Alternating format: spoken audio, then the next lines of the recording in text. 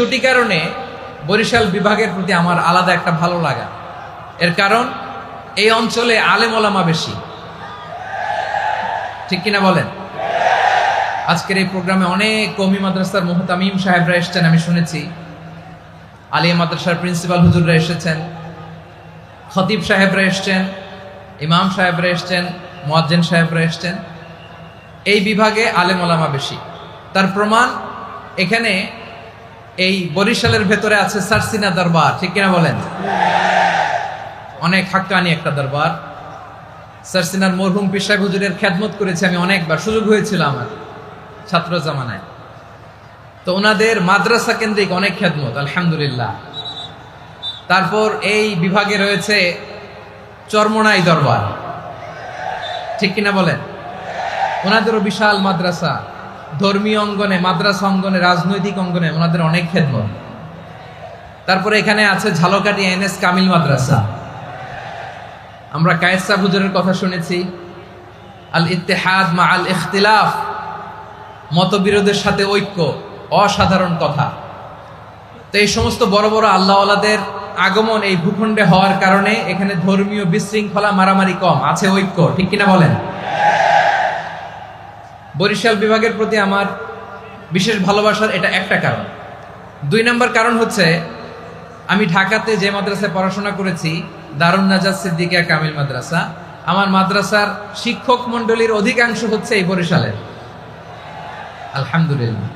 আমাদের শ্রদ্ধেয় প্রিন্সিপাল হুজুর আখম আবু বকর সিদ্দিক হাফিজাহুল্লাহ ওয়া রাআহ, উনি এলাকার সহ পুরো দারুন নাজাত মাদ্রাসার অধিকাংশ আসাতাজা ইকরাম এই ভূখণ্ডের, এই অঞ্চলের হওয়ার কারণে ছোটবেলা থেকেই বরিশালের প্রতি আমার একটি ভালোবাসা। তো আমি অন্তরের অন্তঃস্থল থেকে আবারও শুভেচ্ছা জানাতে চাই। আমি আমাদের অনেক ভাইদেরকে দেখতে পাচ্ছি, আপনারা বসার জায়গা পাননি, দাঁড়িয়ে আছেন এবং খুবই নিশ্চুপ, শান্ত, সুশৃঙ্খল। The people of Barishal, they are very smart, আলহামদুলিল্লাহ, মাশাআল্লাহ। এবং শ্রোতা যাদেরকে দেখতে পাচ্ছি, বেশিরভাগের বয়স 15 থেকে 25। জেনজি, যেখানেই যাই জেনজি আমারে ছাড়ে না, মাশাআল্লাহ। এরাই আগামীর বাংলাদেশ, এরাই বাংলাদেশ। এদের হাতেই নিরাপদ আমার লাল সবুজের পতাকা, এদের হাতেই নিরাপদ আমার 56,000 বর্গ মাইলের প্রতিটি ইঞ্চি মাটি। এজন্য তোমাদেরকে সাবধান থাকতে হবে, সজাগ থাকতে হবে দেশের জন্য, এদেশের সার্বভৌমত্বের জন্য, ঠিক কিনা বলেন? আমার প্রিয় ভাইরা, আপনারা এখন যেমনি নিশ্চুপ, নীরব, very quiet and calm, discipline, I like it, I love it. শেষ পর্যন্ত আপনারা এরকম নিশ্চুপ, নীরব, নিস্তব্ধ, নিঝুম থাকবেন তো আপনারা? মাশাআল্লাহ। আমি খুব লম্বা চূড়া সময় নেব না, অনেক আলোচনা হয়েছে, আমি পাশেই ছিলাম, আমি দুপুরেই চলে এসেছি, আমি শুনছিলাম আলোচনাগুলো, অসাধারণ আলোচনা হয়েছে। আসলে আলোচনা হওয়া দরকার অল্প, ইবাদত আর আমল হওয়া দরকার বেশি, ঠিক কিনা? কিয়ামতের একটা আলামত হচ্ছে খুতবুকুম তাওয়িলা ওয়া সালাওয়াতুকুম কাসীরা। কিয়ামতের আগে আমাদের বক্তব্য হয়ে যাবে লম্বা। Your speech will be longer and your সালাহ উইল বি ভেরি শর্টার। বক্তব্য হবে লম্বা, সালাত হবে খাটো। এই নমুনা বর্তমানে আছে না নাই? ঘন্টার পর ঘন্টা, তাও তৃপ্তি মিটে না। অনেক জায়গায় রাত পর্যন্ত, মিডনাইট পর্যন্ত, মধ্যরাত পর্যন্ত আলোচনা হয়, এটা ঠিক নয়। বক্তব্য হবে একেবারে gist, cream of the creams, একেবারে ক্রিম কথাটা আলোচক উপস্থাপন করবেন। হেদায়েত দেওয়ার মালিক কে? ইন্নাকা লা তাহদি মান আহবাবতা ওয়ালাকিন্নাল্লাহা ইয়াহদি মান ইয়াশা। নবী হে, আপনি চাইলেই কাউকে হেদায়েত দিতে পারবেন না, হেদায়েত দেওয়ার মালিক কে?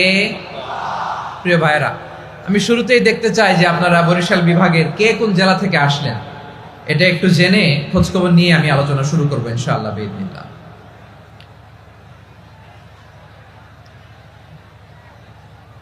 প্রিয় ভাইরা, আমি দেখতে চাচ্ছি আপনাদের এই বরিশাল বিভাগের ভোলা জেলা আছে না একটা, দ্বীপ জেলা, ওখান থেকে কেউ আসতে পারছেন নাকি? হ্যাঁ, আল্লাহু আকবার, আসছে তো, ওই যে হাত দেখা যাচ্ছে। সর্বনাশ। মাশাআল্লাহ, ঠিক আছে, আল্লাহ আমার ভাইদেরকে তুমি কবুল করো। বরগুনা জেলা থেকে কেউ এসেছেন আজকের প্রোগ্রামে? ইয়া সালাম, মাশাআল্লাহ মাশাআল্লাহ, ওয়েলকাম ওয়েলকাম। ঠিক আছে, পিরোজপুর জেলার কেউ এসেছেন? পিরোজপুর জেলা থেকে মাশাআল্লাহ অনেক ভাইরা এসেছেন। ঝালকাঠি, মাশাআল্লাহ, ঝালকাঠির অনেক আসছে। তারপর বরিশাল জেলা থেকে কারা কারা এসেছেন? বরিশাল, মাশাআল্লাহ তাবারাকাল্লাহ। এবার পটুয়াখালী জেলার কারা কারা দেখি? মাশাআল্লাহ মাশাআল্লাহ মাশাআল্লাহ। আল্লাহ তুমি কবুল করো, আল্লাহ তুমি কবুল করো। লিল্লাহি তাকবীর, লিল্লাহি তাকবীর, লিল্লাহি তাকবীর। হাত নামান। প্রিয় ভাইরা, আসুন আমরা কাল বিলম্ব না করে আজকের পটুয়াখালী জেলা শহরের, মাশাআল্লাহ, ওই যে লক্ষ্মীপুর থেকে আমাদের ভাই এসে প্লেকার্ড নিয়ে দাঁড়াইছে। ঠিক আছে, প্লেকার্ড দেখেছি, ফি আমানিল্লাহ। আচ্ছা, এই বরিশাল বিভাগের বাইরে থেকে কারা কারা আসছেন দেখি, কেউ আছেন কিনা? মাশাআল্লাহ, অনেক অনেক অনেক, মাশাআল্লাহ। আল্লাহ কবুল করুন, আল্লাহ কবুল করুন, ফি আমানিল্লাহ। চাঁদপুর, ঠিক আছে ঠিক আছে, হ্যাঁ, ইলিশের বাড়ি চাঁদপুর, ঠিক আছে, মাশাআল্লাহ। বসুন বসুন। সম্মানিত ভাইরা, আসুন আমরা মূল আলোচনার দিকে চলে যাই। আজকে আমরা যে টপিকটা নিয়ে আলোচনা করব সেটা হচ্ছে, আমরা যে জীবনে বিপদে পড়ি, আমরা বিপদে পড়লে আমাদেরকে উদ্ধার করে কে? আল্লাহ ছাড়া আমাদের বাঁচানোর কেউ আছে? উদ্ধার করার কেউ আছে?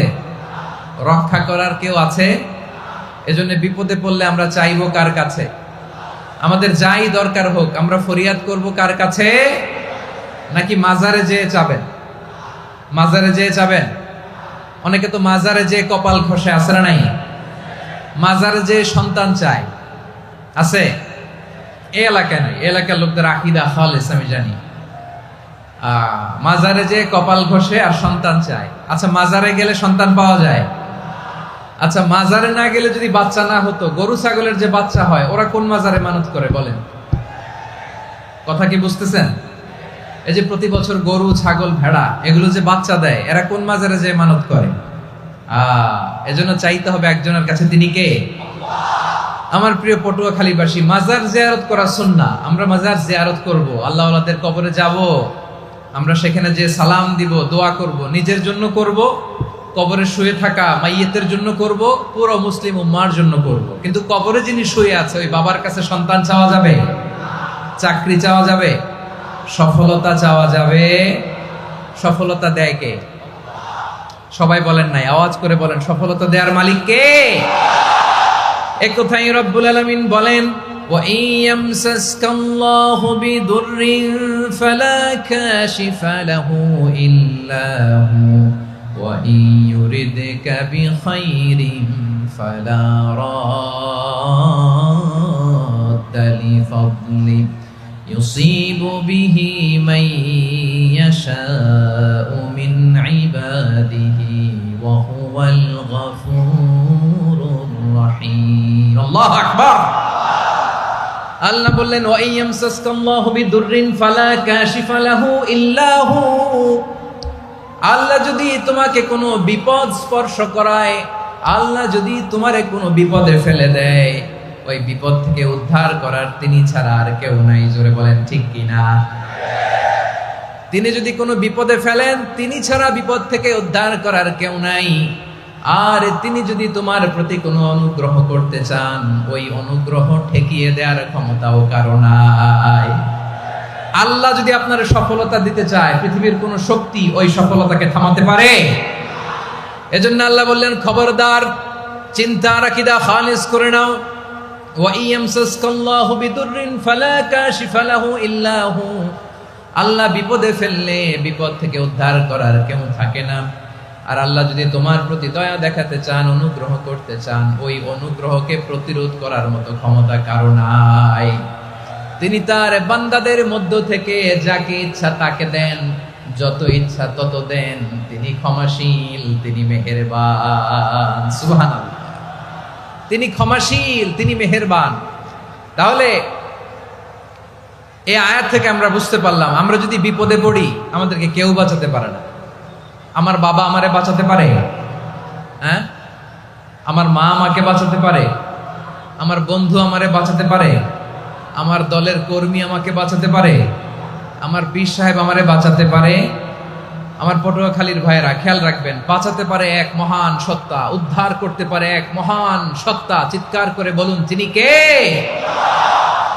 আবার আল্লাহ বললেন, আম্মাই ইউজিবুল মুযতাররা ইযা দাআহু ওয়া ইয়াকশিফুস সুআ ওয়া ইয়াজআলুকুম খুলাফাআল আরদ আইলাহুম মা'আল্লাহ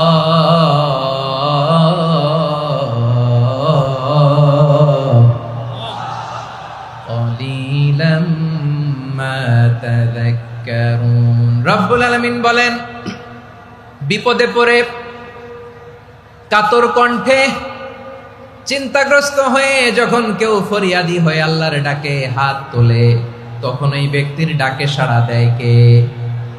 সবাই বলুন। কাতর কণ্ঠে বিপন্ন অবস্থায় আপনি যখন কেঁদে কেঁদে হাত তুলে আপনার দুঃখের কথা জানান, আপনি যখন ডাকেন তারে, তখন আপনার ডাকে সাড়া দেয় কে? আল্লাহ বলে, আমি সাড়া দেই। তোমাদের বিপদকে মুক্ত করে দেয় কে? ওই আল্লাহর সাথে কোন উপাস্য আছে নাকি? কিন্তু খুব অল্প সংখ্যক লোকই তোমরা উপদেশ গ্রহণ করো। কথাটা কার?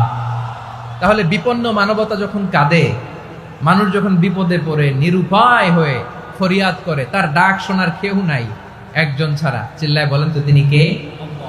এজন্য আমরা ফরিয়াদের হাত কার দিকে তুলব? প্রিয় পটুয়াখালী বলেন, ফরিয়াদের দুটো হাত আমরা কার দিকে তুলবো? এবং খেয়াল রাখতে হবে, মাথার সাথে সেট করে নিতে হবে, আল্লাহ ছাড়া আমাকে উদ্ধার করার কেউ নাই। এই পৃথিবীতে কেউ আপন না। প্রিয় ভাই, বিপদে পড়লে বোঝা যায় কেউ আপন না। আপন শুধু একজন মহান সত্তা, তিনি কে? এটা কি আপনারা খেয়াল রাখতে পারবেন? হ্যাঁ, বিপদে আপদে কেউ আমাদের বাঁচাতে পারে না, তরাতে পারে না, মুক্তি দিতে পারে না, উদ্ধার করতে পারে না, একমাত্র আমার প্রভু ছাড়া, আল্লাহ ছাড়া। চিল্লায় বলেন ঠিক কিনা? এবং প্রিয় পটুয়াখালীর ভাইয়েরা, মাথার সাথে এটা সেট করে নিতে হবে যে আমাদের পুরো জীবনটাই পরীক্ষা। পুরো জীবনটাই কি? The life is a test. পুরো জীবনটাই পরীক্ষা। এই জীবনে বিপদ আসবে, আপদ আসবে, পরীক্ষা আসবে, সবার জীবনে এটা থাকে। এক একজনের পরীক্ষা এক এক রকম।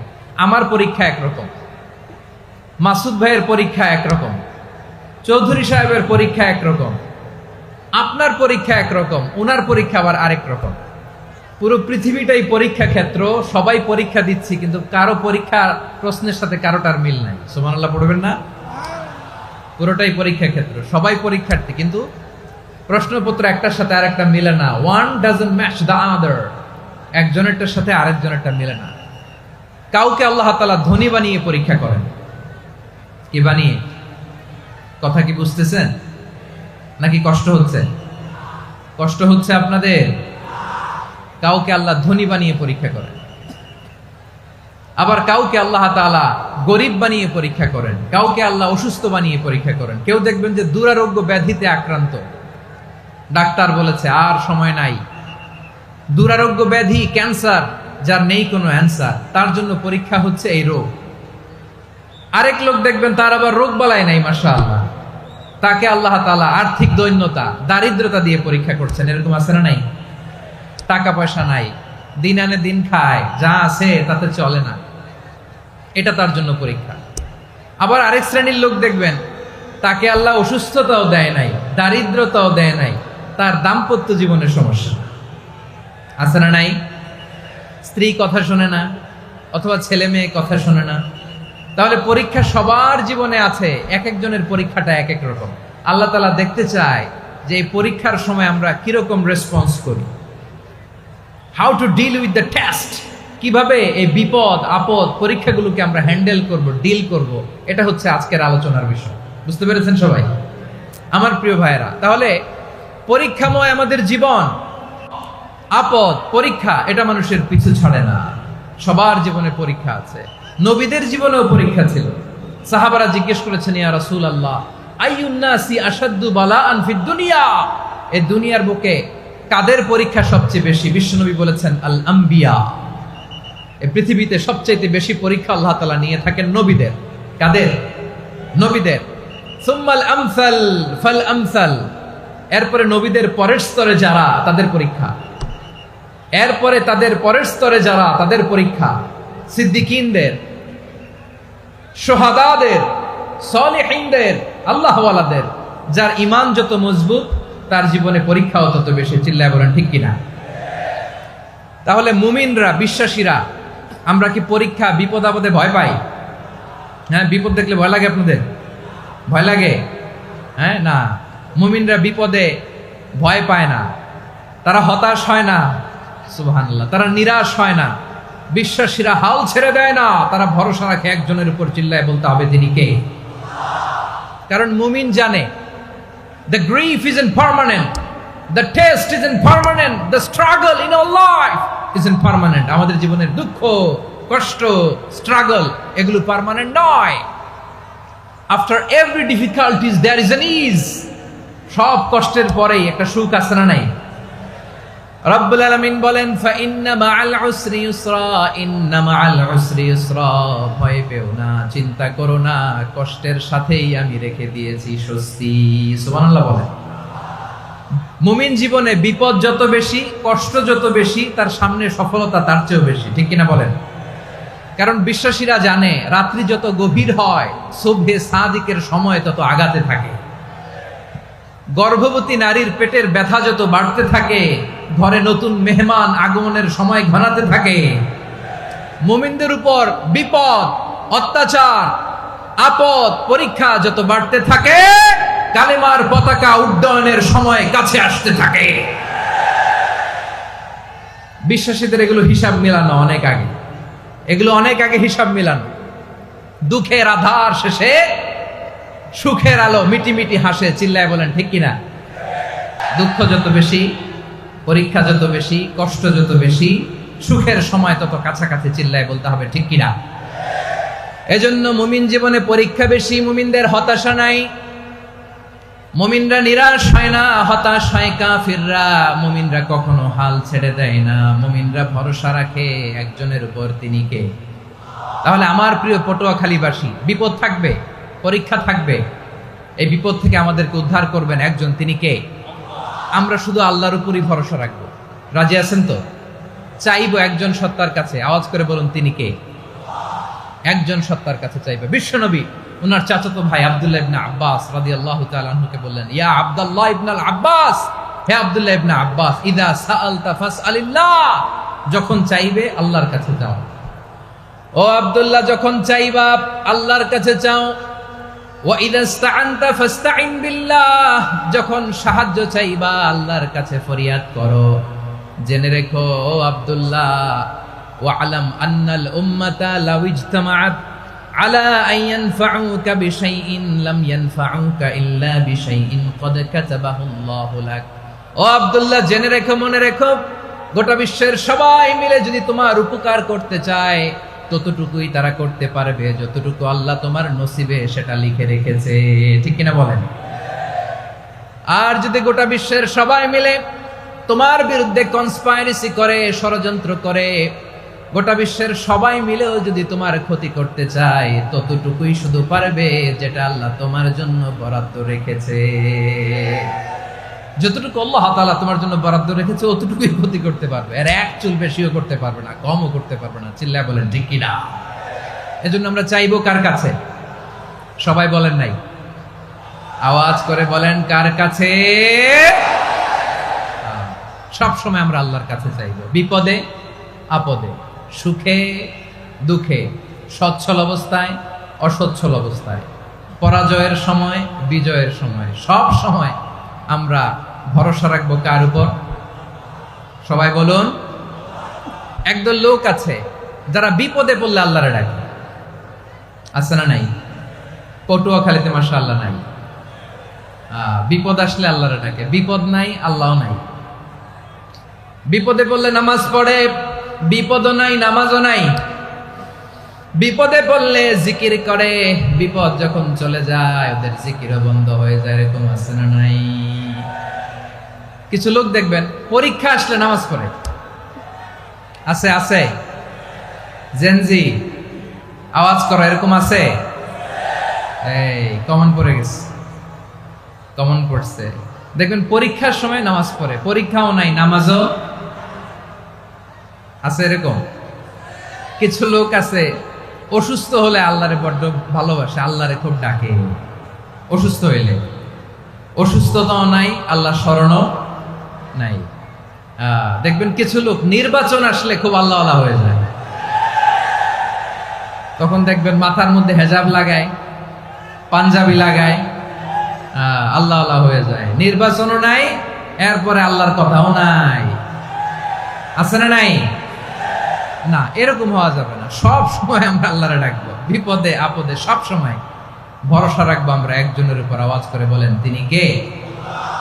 এ কথায় আল্লাহ তাআলা আমাদের চোখে আঙ্গুল দিয়ে জানিয়ে দিলেন, ফাইদা রাকিবু ফিল ফুলকি দা'আবুল্লাহা মুখলিসিনা লাহুদ্দিন ফালাম্মা নাজ্জাহুম ইলাল বাররি ইযা হুম ইউশরিকুন। আল্লাহ বলে, একদল লোক আছে, তারা যখন নৌযানে চড়ে, জলযানে চড়ে, সাগরের মধ্যে যখন জাহাজে চড়ে, লঞ্চে চড়ে, তারা যখন তুফানের সম্মুখীন হয়, তখন তারা আল্লাহরে বড্ড বেশি ডাকে, একান্ত ভাবে ডাকে, বিশুদ্ধ চিত্তে ডাকে। আবার তুফান থেকে তাদেরকে সেফ জোনে নিয়ে, নিরাপদ জোনে নিয়ে যখন বন্দরে আমি আল্লাহ তাদেরকে ভিড়িয়ে দেই, ওই লোকগুলো আবার আমি আল্লাহর সাথে শিরিক করে। এরকম আছে না নাই? জাহাজে উঠছে, সাগরের মাঝখানে তুফান, ওই সময় দেখবেন আল্লাহ কারে কয়। এই কথা তো আপনাদেরকে বোঝানো সহজ, আপনারা তো নদীর দেশের মানুষ।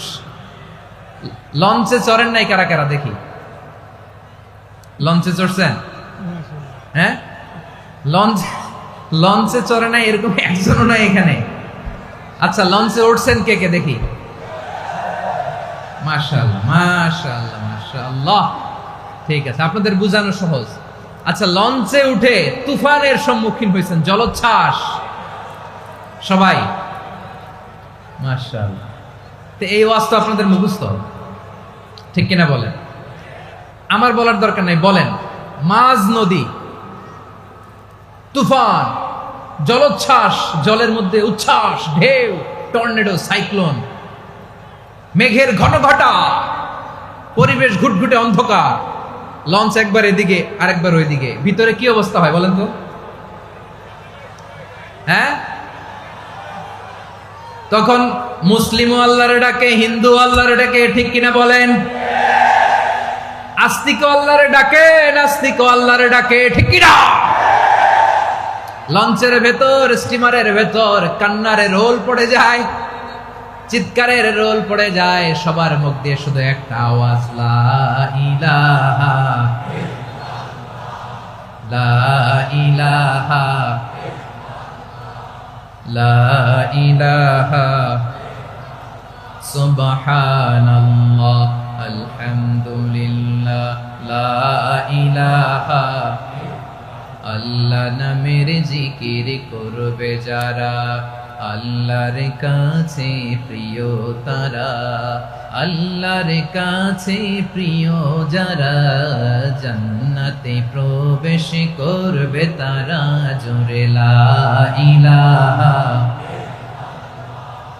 লা ইলাহা ইল্লাল্লাহ লা ইলাহা ইল্লাল্লাহ মুহাম্মাদুর রাসূলুল্লাহ সাল্লাল্লাহু আলাইহি ওয়াসাল্লাম।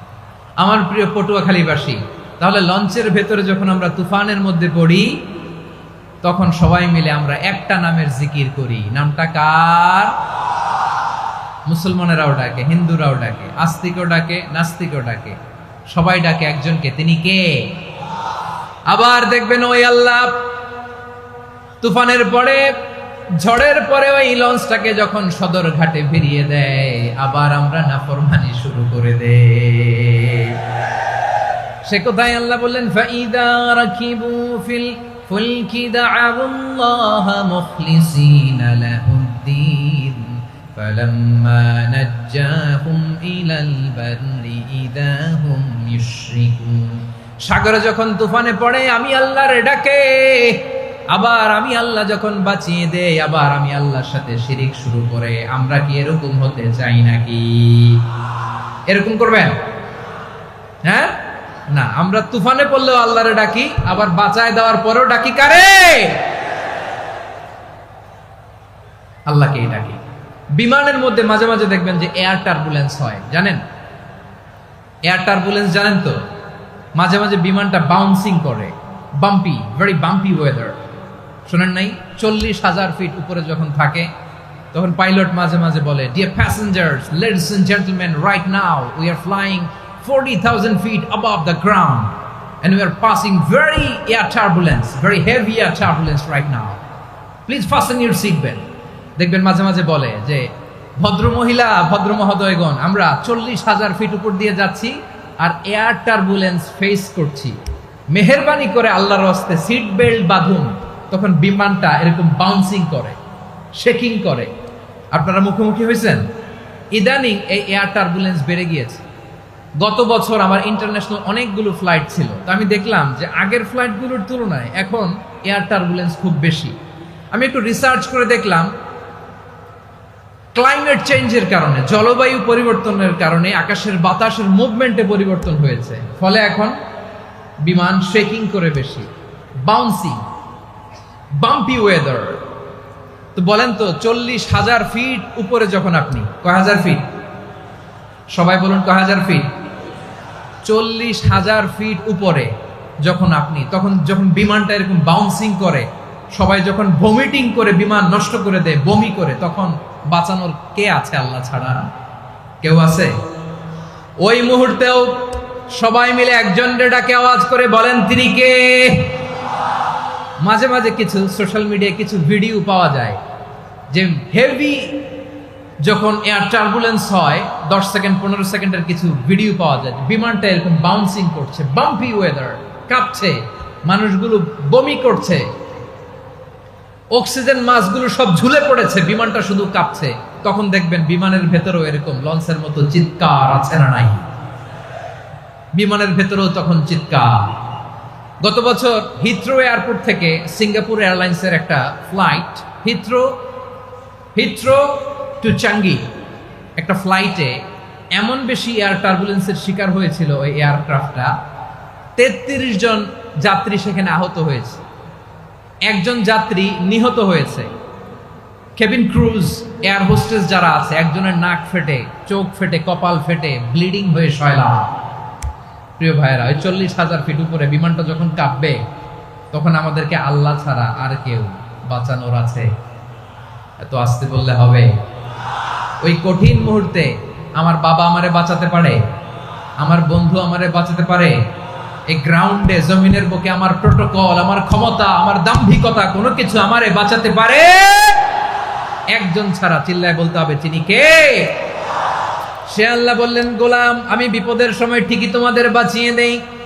ওই বিমানের ভেতরে 40,000 ফিট উপরে যখন তোমরা এয়ার টার্বুলেন্সের শিকার হও, তখন নাস্তিকও আল্লাহরে ডাকে, হিন্দু আল্লাহরে ডাকে। জোরে বলেন ঠিক কিনা? আবার বিমানটা যখন শান্ত হয়ে যায়, একটু পরেই বিমানের স্ক্রিনের মধ্যে হিন্দি সিনেমা খোঁজে।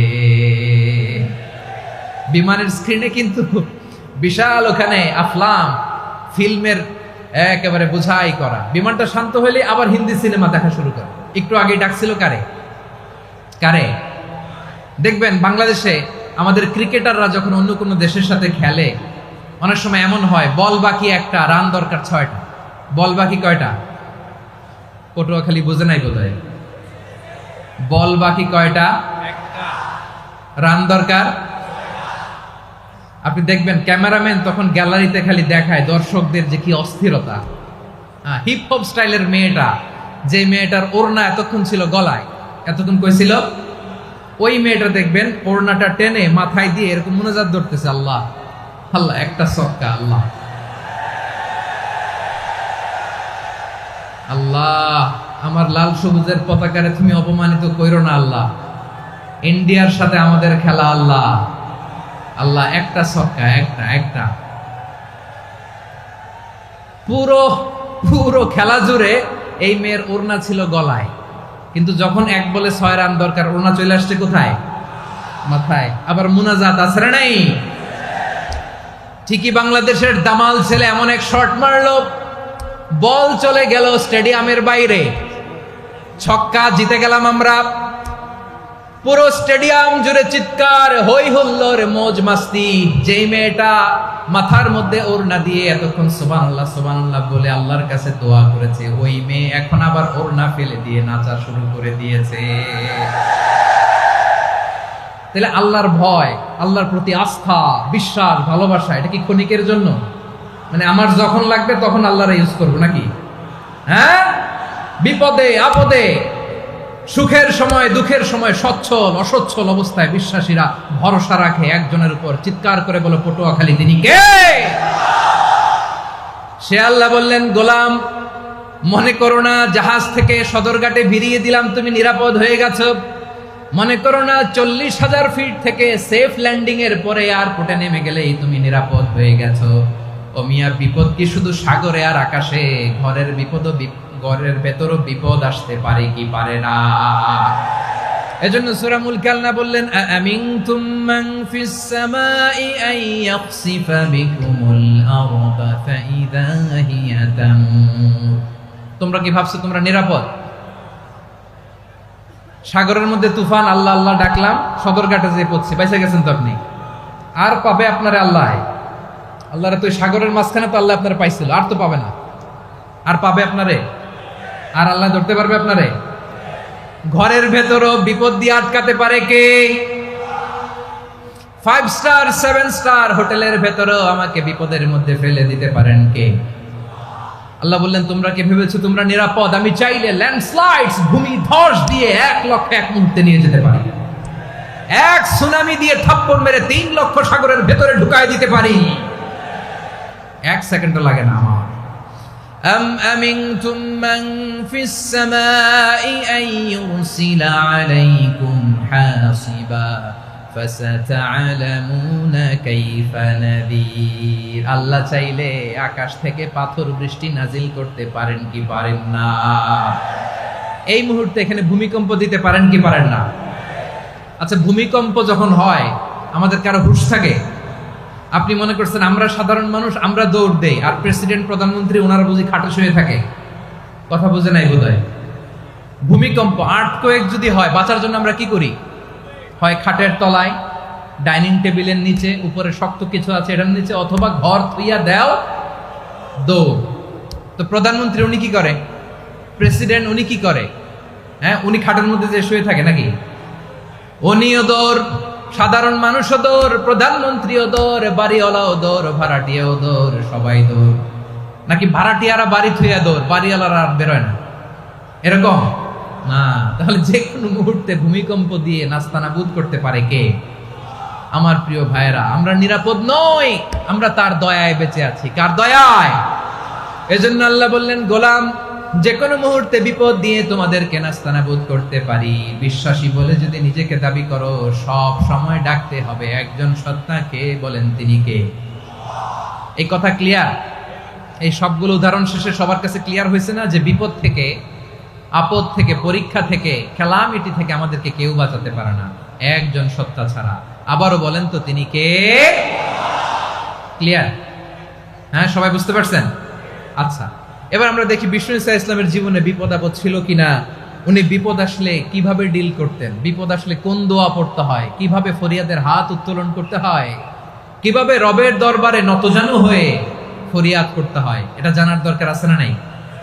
আসুন আমরা বিষ্ণুনবীর জীবনী থেকে দেখি বিপদ আসলে উনি কি করতেন। বিপদ আসলেই প্রথমে বিষ্ণু ঈসা ইসলাম একটা দোয়া পড়তেন। কি পড়তেন? তিনি পড়তেন, ইন্না লিল্লাহি ওয়া ইন্না ইলাইহি রাজিউন। নিশ্চয় আমরা আল্লাহর জন্য, নিশ্চয় আমরা কার দিকে ফিরবো ভাই? আবার কার দিকে ফিরবো? আওয়াজ করে বলুন তো, আমরা এসেছি কার কাছ থেকে, আবারও ফিরে যাব কার কাছে? এজন্য বিষ্ণুই পড়ছেন, ইন্না লিল্লাহি ওয়া ইন্না ইলাইহি রাজিউন। নিশ্চয় আল্লাহর জন্য, ওই আল্লাহর দিকেই আমরা ফিরে যাব। তারপরে বিষ্ণুই পড়তেন, আল্লাহুম্মা আজুরনি ফি মুসিবাতি ওয়াখলুফ লি খায়রাম মিনহা। একসাথে, প্রথমে পড়তেন ইন্না লিল্লাহি ওয়া ইন্না ইলাইহি রাজিউন, তারপর পড়তেন আল্লাহুম্মা আজুরনি ফি মুসিবাতি ওয়াখলুফ লি খায়রাম মিনহা, মানে আল্লাহ এই যে আমি বিপদে ধৈর্য ধারণ করলাম এটার সব তুমি আমারে দাও, আর যেটা হারালাম এর চেয়ে ভালো কিছু দিয়ে মেকআপ করে দিও, ভালো কিছু দিয়ে বদল করে দিও। সুবহানাল্লাহ পড়েন। তাহলে বিপদ আসলে আমরা কি পড়ব? কথা বলেন।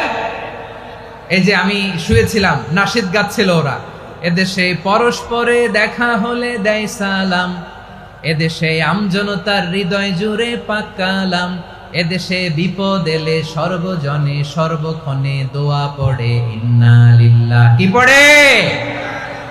সুবহানাল্লাহ সুবহানাল্লাহ সুবহানাল্লাহ সুবহানাল্লাহ। এদেশে আজান শুনে সূর্য ওঠে শহর গ্রামে, এদেশে আজান শুনে সূর্য ডুবে সন্ধ্যা নামে, এদেশে সকল কাজে সবাই বলে বিসমিল্লাহ, এদেশে ভালো কিছু দেখে শুনে হাসি মুখে সবাই বলে মাশাআল্লাহ। সুবহানাল্লাহ পড়েন। তাহলে বিপদ এলে আমরা কি পড়ি? কথা বুঝলে সবাই উত্তর দিতে হবে, বিপদ এলে কি পড়ি? তাহলে বিপদ এলেই আমরা এখন থেকে ইন্না লিল্লাহ পড়বো, নাকি হাই হুতাশ করবেন? একদল আছে হাই হুতাশ করে, হায় আল্লাহ রে মোর কি হইল রে, মুই কি হরমু রে, মুই কমবে জামু রে, আছে না নাই? এরকম বিলাপ করতে নিষেধ করেছেন বিশ্বনবী। কি করব, কই যাব, কি হবে, হায় হায়, এরকম হাহুতাশ আছে না নাই? বিশ্বাসীরা হাহুতাশ করে না, তারা ইন্না লিল্লাহ পড়ে। কি পড়ে মনে থাকবে? আমরা পড়ব ইন্না লিল্লাহি ওয়া ইন্না ইলাইহি রাজিউন। নিশ্চয়ই আমরা আল্লাহর জন্য, আমরা আল্লাহর দিকেই ফিরে যাব। এরপর পড়ব আল্লাহুম্মা আজুরনি ফি মুসিবাতি ওয়াখলুফ লি খায়রাম মিনহা, আল্লাহ আমি যে বিপদে ধৈর্য ধারণ করলাম এটার সওয়াব দিও, আর যা হারালাম তার চেয়ে ভালো কিছু দিয়ে বদল করে দিও। সুবহানাল্লাহ পড়েন। বিশ্বনবীর হাদিস শুনলেন উম্মে সালামা রাদিয়াল্লাহু তাআলা আনহা, ওনার স্বামী হলো আবু সালামা। মজার ঘটনা খেয়াল করে শুনেন আমার প্রিয় কলিজার টুকরা ভাইয়েরা, কানগুলো খরগোশের কানের মতো খাড়া করে আমার দিকে তাকান। সাইয়্যিদাতুনা উম্মে সালামা রাদিয়াল্লাহু তাআলা আনহা, ওনার স্বামীর নাম আবু সালামা। শ্রেষ্ঠ দম্পতি, শ্রেষ্ঠ ফ্যামিলি। প্রথমে হিজরত করেছিলেন হাবাসায়, পরে হিজরত করেছেন মদিনায়। উহুদ যুদ্ধের পরে ওনার স্বামী আবু সালামা ইন্তেকাল করলো, শহীদ হলো। সুবহানাল্লাহ পড়েন। যখন আবু সালামা ইন্তেকাল করলো, উম্মে সালামা রাদিয়াল্লাহু তাআলা আনহা কেঁদে কেঁদে হয়রান। আর নবীর শিখানো বাণী অনুযায়ী তিনি বারবার পড়ছিলেন ইন্না লিল্লাহ। কি পড়ছিলেন? মুই কই যামু, কি হরমু, এগুলো বলে নেই। কি বলছে? ইন্না লিল্লাহ। যেহেতু বিশ্বনবী বলেছেন কেউ যদি বিপদের প্রথম ধাক্কায় পড়ে ইন্না লিল্লাহি ওয়া ইন্না ইলাইহি রাজিউন, আল্লাহুম্মা আজুরনি ফি মুসিবাতি ওয়াখলুফ লি খায়রাম মিনহা, তাহলে এই বিপদে যে সে যা হারালো তার চেয়ে শ্রেষ্ঠ কিছু দিয়ে আল্লাহ তার বদল দিয়ে দিবে। এই হাদিস শুনে উম্মে সালামা রাদিয়াল্লাহু তাআলা আনহা, ওনার প্রাণ প্রিয় স্বামী আবু সালামার ইন্তেকালের পরে চোখের পানি ছাড়ে আর পড়ে ইন্না লিল্লাহি ওয়া ইন্না ইলাইহি রাজিউন, আল্লাহুম্মা আজুরনি ফি মুসিবাতি ওয়াখলুফ লি খায়রাম মিনহা। বারবার এই দোয়া পড়ে চোখের পানি ছাড়ে, এই দোয়া পড়ে চোখের পানি ছাড়ে, আর মনে মনে বলে আবু সালামার মতো ভালো মানুষ মদিনাতে নাই, আবু সালামার চেয়েও ভালো মানুষ মদিনাতে নাই, তার চেয়ে ভালো মানুষ কি করে আল্লাহ তাআলা আমারে দিবে, তার চেয়ে ভালো মানুষ তো আমি মদিনাতে দেখি না। চোখের পানি দিয়ে বুক ভাসায় আর নবীর হাদিসের উপর আমল করে পড়ে ইন্না লিল্লাহি ওয়া ইন্না ইলাইহি রাজিউন, ইন্না লিল্লাহি ওয়া ইন্না ইলাইহি রাজিউন। পড়তে পড়তে চোখের পানি ছাড়ে আর চিন্তা করে বিশ্বনবী বললেন এই দোয়া পড়লে যেটা হারালাম তার চেয়ে ভালো কিছু দিয়ে আল্লাহ পুরস্কার দেয়। আবু সালামার চেয়ে ভালো মানুষ মদিনার মধ্যে আর কে হতে পারে? কি আজীব তামাশা, কি অবাক করা ঘটনা। কিছুদিন পরে দেখা গেল সাইয়্যিদুল মুরসালিন রাহমাতাল লিল আলামিন স্বয়ং বিশ্ব নবী উম্মে সালামাকে বিয়ের প্রস্তাব পাঠিয়েছে।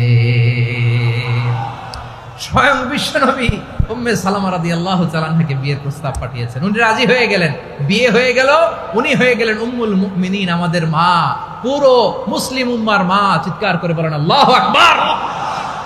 তাহলে আমার প্রাণপ্রিয় ভাইয়েরা, বিপদে পড়লে আমরা পড়বো ইন্না লিল্লাহি ওয়া ইন্না ইলাইহি রাজিউন, আল্লাহুম্মা আজুরনি ফি মুসিবাতি ওয়াখলুফ লি খায়রাম মিনহা। করবেন? করবেন না? যারা যারা বিপদ আসলে এই দোয়াটা পড়বেন এখন থেকে আওয়াজ করে ইনশাআল্লাহ বলেন। যা হারাইছেন তার চেয়ে শ্রেষ্ঠ জিনিস দিয়ে বদলা দিবে কে? বিশ্বাস হয়? একটু সন্দেহ লাগে মনে হয়, একটু সন্দেহ সন্দেহ আছে? যাদের বিশ্বাস হবে তাদের কি আল্লাহ উত্তম বদলা দিবে, ঠিক কিনা বলেন? তাহলে বিপদে পড়লেই প্রথমে আমরা এটা পড়ব। দোয়াগুলো যদি এখন মুখস্থ না হয়, এই যে রেকর্ডিং হচ্ছে, পেয়ে যাবেন, কালকেই পেয়ে যাবেন। শুনে শুনে মুখস্থ করবেন। আমার মায়েরা, আমার বোনেরা, আপনাদের জন্য 3টি মাঠের অ্যারেঞ্জমেন্ট করা হয়েছে, আমি জানি। আপনারাও এই দোয়াগুলো পড়বেন, আপনার স্বামীকে শেখাবেন, সন্তানকে শেখাবেন, আপনার পুরো পরিবারটাকে জান্নাতের টুকরো বানিয়ে দিবে কে? তাহলে বিপদ আসলে প্রথমে কি পড়তে হবে এটা জেনে গেলাম। এরপরে বিপদ আসলে নিজেকে কি করে আল্লাহর কাছে সঁপে দিতে হয় এটাও জানার দরকার আছে না নাই? বিপদে প্রথমে ইন্নালিল্লাহ পড়লাম, ধৈর্য ধারণ করলাম, বিপদ থেকে উদ্ধারের সর্বোচ্চ চেষ্টা করলাম। আমার কাজ যখন শেষ তখন আমি আমার এই বিষয়টা আল্লাহর কাছে সঁপে দিব। কার কাছে সুপর্দ করব? কার কাছে? বিপদে বললে কেমন করে নিজেকে আল্লাহর কাছে সঁপে দিতে হয় আসুন সাইয়েদনা ইব্রাহিম আলাইহিস সালামের জীবনী থেকে জানি। আল্লাহর খলিল ইব্রাহিম আলাইহিস সালাম আমাদের মতো সমাজ ব্যবস্থা পায় নাই। আমরা জন্মের পরে আমাদের কানের ভেতরে আজান দিয়েছে কে? একামত দিয়েছে কে? আমাদের বাপ দাদারা আমাদের কানে আজান দিয়েছে কি? দেয় নাই। আমাদের জন্মের পরেই তো আজান, একামত, বাড়ির পাশে মসজিদ, প্রতিদিন আজান, জুমার খুতবা, প্রতি মাসে মাসে তাফসিরুল কোরআন মাহফিল, মসজিদ, মিনারা, অভাব নাই, ঠিক কিনা বলেন? আপনি যেই সুন্দর ইসলামিক এনভায়রনমেন্ট পেয়েছেন, আমাদের ইব্রাহিম খলিল উনিও কি এরকম পেয়েছিলেন?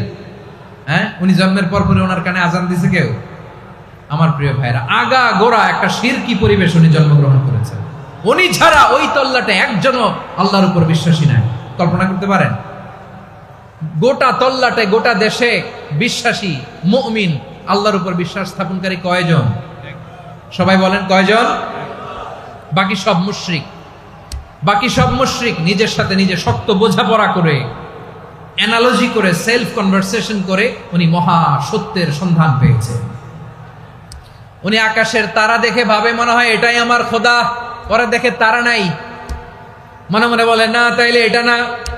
আবার চাঁদ দেখে বলে চাঁদটা বড় মায়া লাগে, মনে হয় এটাই আমার রব, পরে দেখে চাঁদও নাই, কয় না এটা না। এরপরে দ্বিপ্রহরের জলজলে সূর্যটা খা খা করে গোটা পৃথিবীটারে রৌদ্র দিয়ে তাতিয়ে রাখে। তিনি ভাবলেন মনে হয় এটাই আমার রব, কারণ এটাই তো সবচেয়ে বড়। কিন্তু বিকেল বেলা ওই সূর্যটাও যখন চলে যায়, সাইয়েদনা ইব্রাহিম বলে না এটাও তো নাই, আমার খোদা যদি আমারে ছেড়ে চলে যায়, বিপদে পড়লে আমারে উদ্ধার করবে কে? এভাবে নিজের সাথে অ্যানালজি, সেলফ কনভারসেশন করতে করতে করতে তিনি মহা সত্যের সন্ধান পেয়েছেন। সুবহানাল্লাহ পড়েন। সব শেষে তিনি ডিসিশন, নিশ্চয় আমি এমন সত্তার দিকে মনোনিবেশ করলাম, মুখাপেক্ষী হলাম, যিনি আকাশ বানিয়েছেন, জমিন বানিয়েছেন, আমি মুশরিক নই। সুবহানাল্লাহ। পারতেন? আপনি পারতেন? কেউ নাই, লক্ষ লক্ষ মুশরিক, আপনি একা। ওনার মতো এরকম বিচক্ষণতা দিয়ে আল্লাহরে খুঁজে পাইতে পারতেন আপনি? কি নবী ছিল, আল্লাহকে খুঁজে পেয়েছে। যখন আল্লাহর ইবাদত শুরু করলো, এই কথা ছড়ায় পড়লো চারদিকে। নমরুদ সাইয়েদনা ইব্রাহিমকে ডেকে পাঠালেন। নমরুদ বলে, ইব্রাহিম তুমি নাকি মূর্তির পূজা না করে কোন নতুন রবের ইবাদত করো, কে তোমার রব? সাইয়েদনা ইব্রাহিম বললেন, রব্বি আল্লাযী ইউহয়ী ওয়া ইউমীত, আমি এমন রবের ইবাদত করি যিনি জীবন দেন, যিনি মৃত্যু দেন। নমরুদ বলে, তাই নাকি? তোমার রব জীবন দেয়, মৃত্যু দেয়, আর এটা তো আমি দেই, আমিও তো জীবন দেই, আমিও তো মৃত্যু দেই। সাইয়েদনা ইব্রাহিম বললেন, কেমন করে তুমি জীবন দাও, মৃত্যু দাও, একটু দেখাও তো। নমরুদ জেলখানা থেকে দুজন কয়েদিকে ডেকে আনলো, কয়েদি এনে অর্ডার করলো, একটাকে এখনই শিরোচ্ছেদ, হেড অফ, ডেথ পেনাল্টি, মৃত্যুদণ্ড দেয়া হলো, ফিনকি দিয়ে রক্ত বেরোলো। নমরুদ বলে, দেখো দুজনকে ধরে আনলাম, একজন কয়েদিকে দিলাম ডেথ পেনাল্টি, মৃত্যুদণ্ড, ওরে মৃত্যু দিলাম। আরেকজন যে দাঁড়িয়ে আছে, চাইলে ওরেও আমি মৃত্যুদণ্ড দিতে পারি, কিন্তু না, ওরে আমি দিব না, ওরে আমি বাঁচাইয়া দিলাম, ছেড়ে দিলাম, মানে জীবন দিলাম। দেখো ইব্রাহিম, তোমার চোখের সামনে একজনরে মৃত্যু দিলাম, আর একজনরে জীবন দিলাম। আপাত দৃষ্টিতে তাই তো, একজনের তো জীবন দিল, আরেকজনের মৃত্যু দিল। সাইয়েদনা ইব্রাহিম এবার বিপাকে পড়ে গেলেন। কিন্তু এক একজন নবীকে আল্লাহ এমন উইজডম বিচক্ষণতা দিয়ে এই জমিনে পাঠিয়েছেন, মুহূর্তের মধ্যে আল্লাহর খলিল ইব্রাহিম বললেন, فإن الله يأتي بالشمس من المشرق فأت بها من المغرب فبهت الذي كفر। আল্লাহর খলিল ইব্রাহিম বললেন, নমরুদ বুঝলাম তুমি জীবন দাও মৃত্যু দাও দেখলাম, কিন্তু আমার রব আমার আল্লাহ প্রতিদিন সকালবেলা উষা লগ্নে ওই পূর্ব দিগন্ত থেকে সূর্যটাকে উদিত করেন, সাঁঝের বেলা বিকেল বেলা কুধুরি লগ্নে সন্ধ্যা বেলা ওই দ্বিপ্রহরের জল জলে সূর্যটাকে পশ্চিম দিগন্তে ডুবিয়ে দেন। মানে সকালবেলা পূর্ব দিক থেকে উদিত করা সূর্যটাকে পশ্চিম দিকে বিকেলে তিনি ডুবিয়ে দেন। তুমি যদি পারো ওই সূর্যটাকে পশ্চিম দিক থেকে উদিত করে পূর্ব দিকে ডুবিয়ে দাও। সুবহানাল্লাহ পড়বেন না? দেখেন, ইনস্ট্যান্ট ইন্টেলেক্ট, মুহূর্তে বিচক্ষণতা, উইজডম কাকে বলে? নমরুদ পারবে? নমরুদের বাপ পারবে? ওর দাদা, ওর 14 গোষ্ঠী, গোটা বিশ্বের সব ক্ষমতাধর রাষ্ট্রনায়করা একসাথে হলে পারবে? ফাবুহিতাল্লাযী কাফার পারে নাই, ব্যর্থ হয়েছে। এবার তেলে বেগুনে জ্বলে উঠেছে, রেগে মেগে আগুন বলে ফালকুহু ফিল জাহিম। ওর সাথে তর্ক নাই, না পেরে এবার এটারে আগুনে ফেলা। বিশাল বিশাল গাছ কেটে লাকড়ি এনে আগুনের কুণ্ডলি বানানো হলো, দাও দাও দাও দাও করে আগুন জ্বলে। আল্লাহর খলিল ইব্রাহিমকে আগুনে নিক্ষেপ করা হবে। আল্লাহর খলিল সাইয়েদনা ইব্রাহিমের হাতের মধ্যে রশি দিয়ে টাইট করে বাঁধা হলো, পায়ের মধ্যেও টাইট করে রশি দিয়ে বাঁধা হলো। আল্লাহর খলিল ইব্রাহিমকে আগুনের কুণ্ডলির মধ্যে ফেলা হবে। ও মিয়া, আপনি যে বিপদের কারণে ভয় পান, হতাশ হন, এটা কোনো বিপদ ওনার বিপদের সামনে? পটুয়াখালী আওয়াজ করে বলুন, সাইয়েদনা খলিল ইব্রাহিমের বিপদের সামনে আমাদের বিপদগুলো কোনো বিপদ? এটা কোনো বিপদই না, এটা কোনো বিপদই না। হাত পা বেঁধে টাইট করে নিক্ষেপ করা হবে, সিম্পলি ফেলা যাবে না, কারণ দাও দাও করে দ্য ব্লেজিং ফায়ার, এমন আগুনের কুণ্ডলি কাছে যাওয়া যায় না, আগুনের উত্তাপে নিক্ষেপ করা হবে। হাতে রশি বেঁধে পায়ে রশি বেঁধে আল্লাহর খলিল ইব্রাহিম আলাইহিস সালামকে আগুনের মধ্যে নিক্ষেপ করা হবে। আহা, এটার বলে অগ্নি পরীক্ষা। উনি অগ্নি পরীক্ষার সম্মুখীন হয়েছিলেন, এজন্য কঠিন পরীক্ষাকে আমরা অগ্নি পরীক্ষার সাথে তুলনা করি, ঠিক কিনা? সাইয়েদনা জিবরাইল এসে বললেন, ও আল্লাহর খলিল, ওরা তো আপনার হাতও বেঁধে ফেললো, পাও বেঁধে ফেললো, নড়াচড়ার সুযোগ নাই, বলেন আমি জিবরিল ফেরেশতা আপনার জন্য কি করতে পারি? আল্লাহর খলিল ইব্রাহিম বলেন, ও জিবরাইল, তোমার কাছে আমার কোনো চাওয়া পাওয়া নাই। সুবহানাল্লাহ বলেন। তোমার কাছে বলার কিছু নাই, তোমার সাহায্যের আমার দরকার নাই। সাইয়েদনা ইব্রাহিম আলাইহিস সালামকে হাতে পায়ে রশি বেঁধে হাত পা বাঁধা অবস্থায় জ্বলন্ত অগ্নিকুণ্ডে যখন নমরুদের দলবল নিক্ষেপ করবে, আল্লাহর খলিল কিভাবে নিজেকে আল্লাহর কাছে সঁপে দিয়েছেন, পটুয়াখালীর ভাইরা খেয়াল করে শুনুন। হাত পা বেঁধে আল্লাহর খলিলকে যখন নিক্ষেপ করা হবে, তিনি মুখ ফুটে বলে ফেললেন, হাসবুনাল্লাহু ওয়া নি'মাল ওয়াকিল। হাসবুনাল্লাহু ওয়া নি'মাল ওয়াকিল, আমার জন্য আল্লাহই যথেষ্ট, আমার জন্য আল্লাহই যথেষ্ট। তিনি আমার সবচেয়ে বড় গার্ডিয়ান, তিনি আমার সবচেয়ে বড় অভিভাবক। জিব্রাইলের সাহায্যে অফারকে ফিরিয়ে দিলেন, দুনিয়ার বুকে কারো কাছে কিছু বলেন নাই, মুখ ফুটে বলেছেন হাসবুনাল্লাহ। ও আমার পটুয়াখালীর প্রাণের ভাইয়েরা, খেয়াল রাখবেন, কোন বান্দা তার হাতে থাকা সব চেষ্টাটুকুন করার পরে মুখ ফসকে মুখ দিয়ে যখন বলে ফেলে হাসবুনাল্লাহ, বান্দা যখন হাসবুনাল্লাহ বলে ফেলে, ওই ব্যাপারটা ডিল করার দায়িত্ব স্বয়ং আল্লাহ আরশের উপর থেকে নিয়ে নেয়। আপনি যখন বলে ফেলবেন হাসবুনাল্লাহ, এটা ডিলিং করবে কে তখন? চিল্লায় বলেন না, তিনি কে? বান্দা তার সাধ্যের সবটুকু চেষ্টার পরে নতজানু হয়ে যখন বলবে হাসবুনাল্লাহ, আল্লাহ তুমি আমার জন্য যথেষ্ট, নি'মাল ওয়াকিল, তুমি আমার শ্রেষ্ঠ অভিভাবক, তখন তার কি দরকার না দরকার এটা ডিল করে স্বয়ং আল্লাহ। নিক্ষেপ করা হলো সাইয়েদনা ইব্রাহিমকে অগ্নিকুণ্ডলিতে। হাজার হাজার মানুষের দৃশ্য দেখার জন্য জড়ো হয়েছে এরকম বিশাল ময়দানে। কিন্তু কি অবাক করা ঘটনা, সবাই ভয় পাচ্ছিল না জানে কি হয়ে যায়। আল্লাহর খালিলকে যখন আগুনের কুণ্ডলিতে নিক্ষেপ করা হয়, আল্লাহর খালিল ইব্রাহিম আগুনের কুণ্ডলের মধ্যে বসে বসে মানুষগুলোর দিকে তাকিয়ে হাসতে শুরু করে দেয়। কারণ আকাশ থেকে রব্বুল আলামিন স্পেশাল ভার্ডিক্ট নাজিল করেছেন, স্পেশাল হুকুম জারি করেছেন, কুলনা ইয়া নারু কুনি বারদান ওয়া সালামান আলা ইব্রাহিম। ও আগুন, খবরদার, সৃষ্টির শুরু থেকে তোকে একটা ধর্ম আমি বাতলে দিয়েছিলাম। তোর ধর্ম, আগুনের ধর্ম হলো যা পাবে জ্বালিয়ে ছারখার করবে। আল্লাহ বলল, আগুন, তোর ধর্ম দিয়েছিলাম, তুই সব জ্বালিয়ে পুড়িয়ে ছারখার করে দিবি, কিন্তু ক্ষণিকের জন্য আমি তোর জ্বালিয়ে দেওয়ার ক্ষমতাটাকে কেড়ে নিলাম।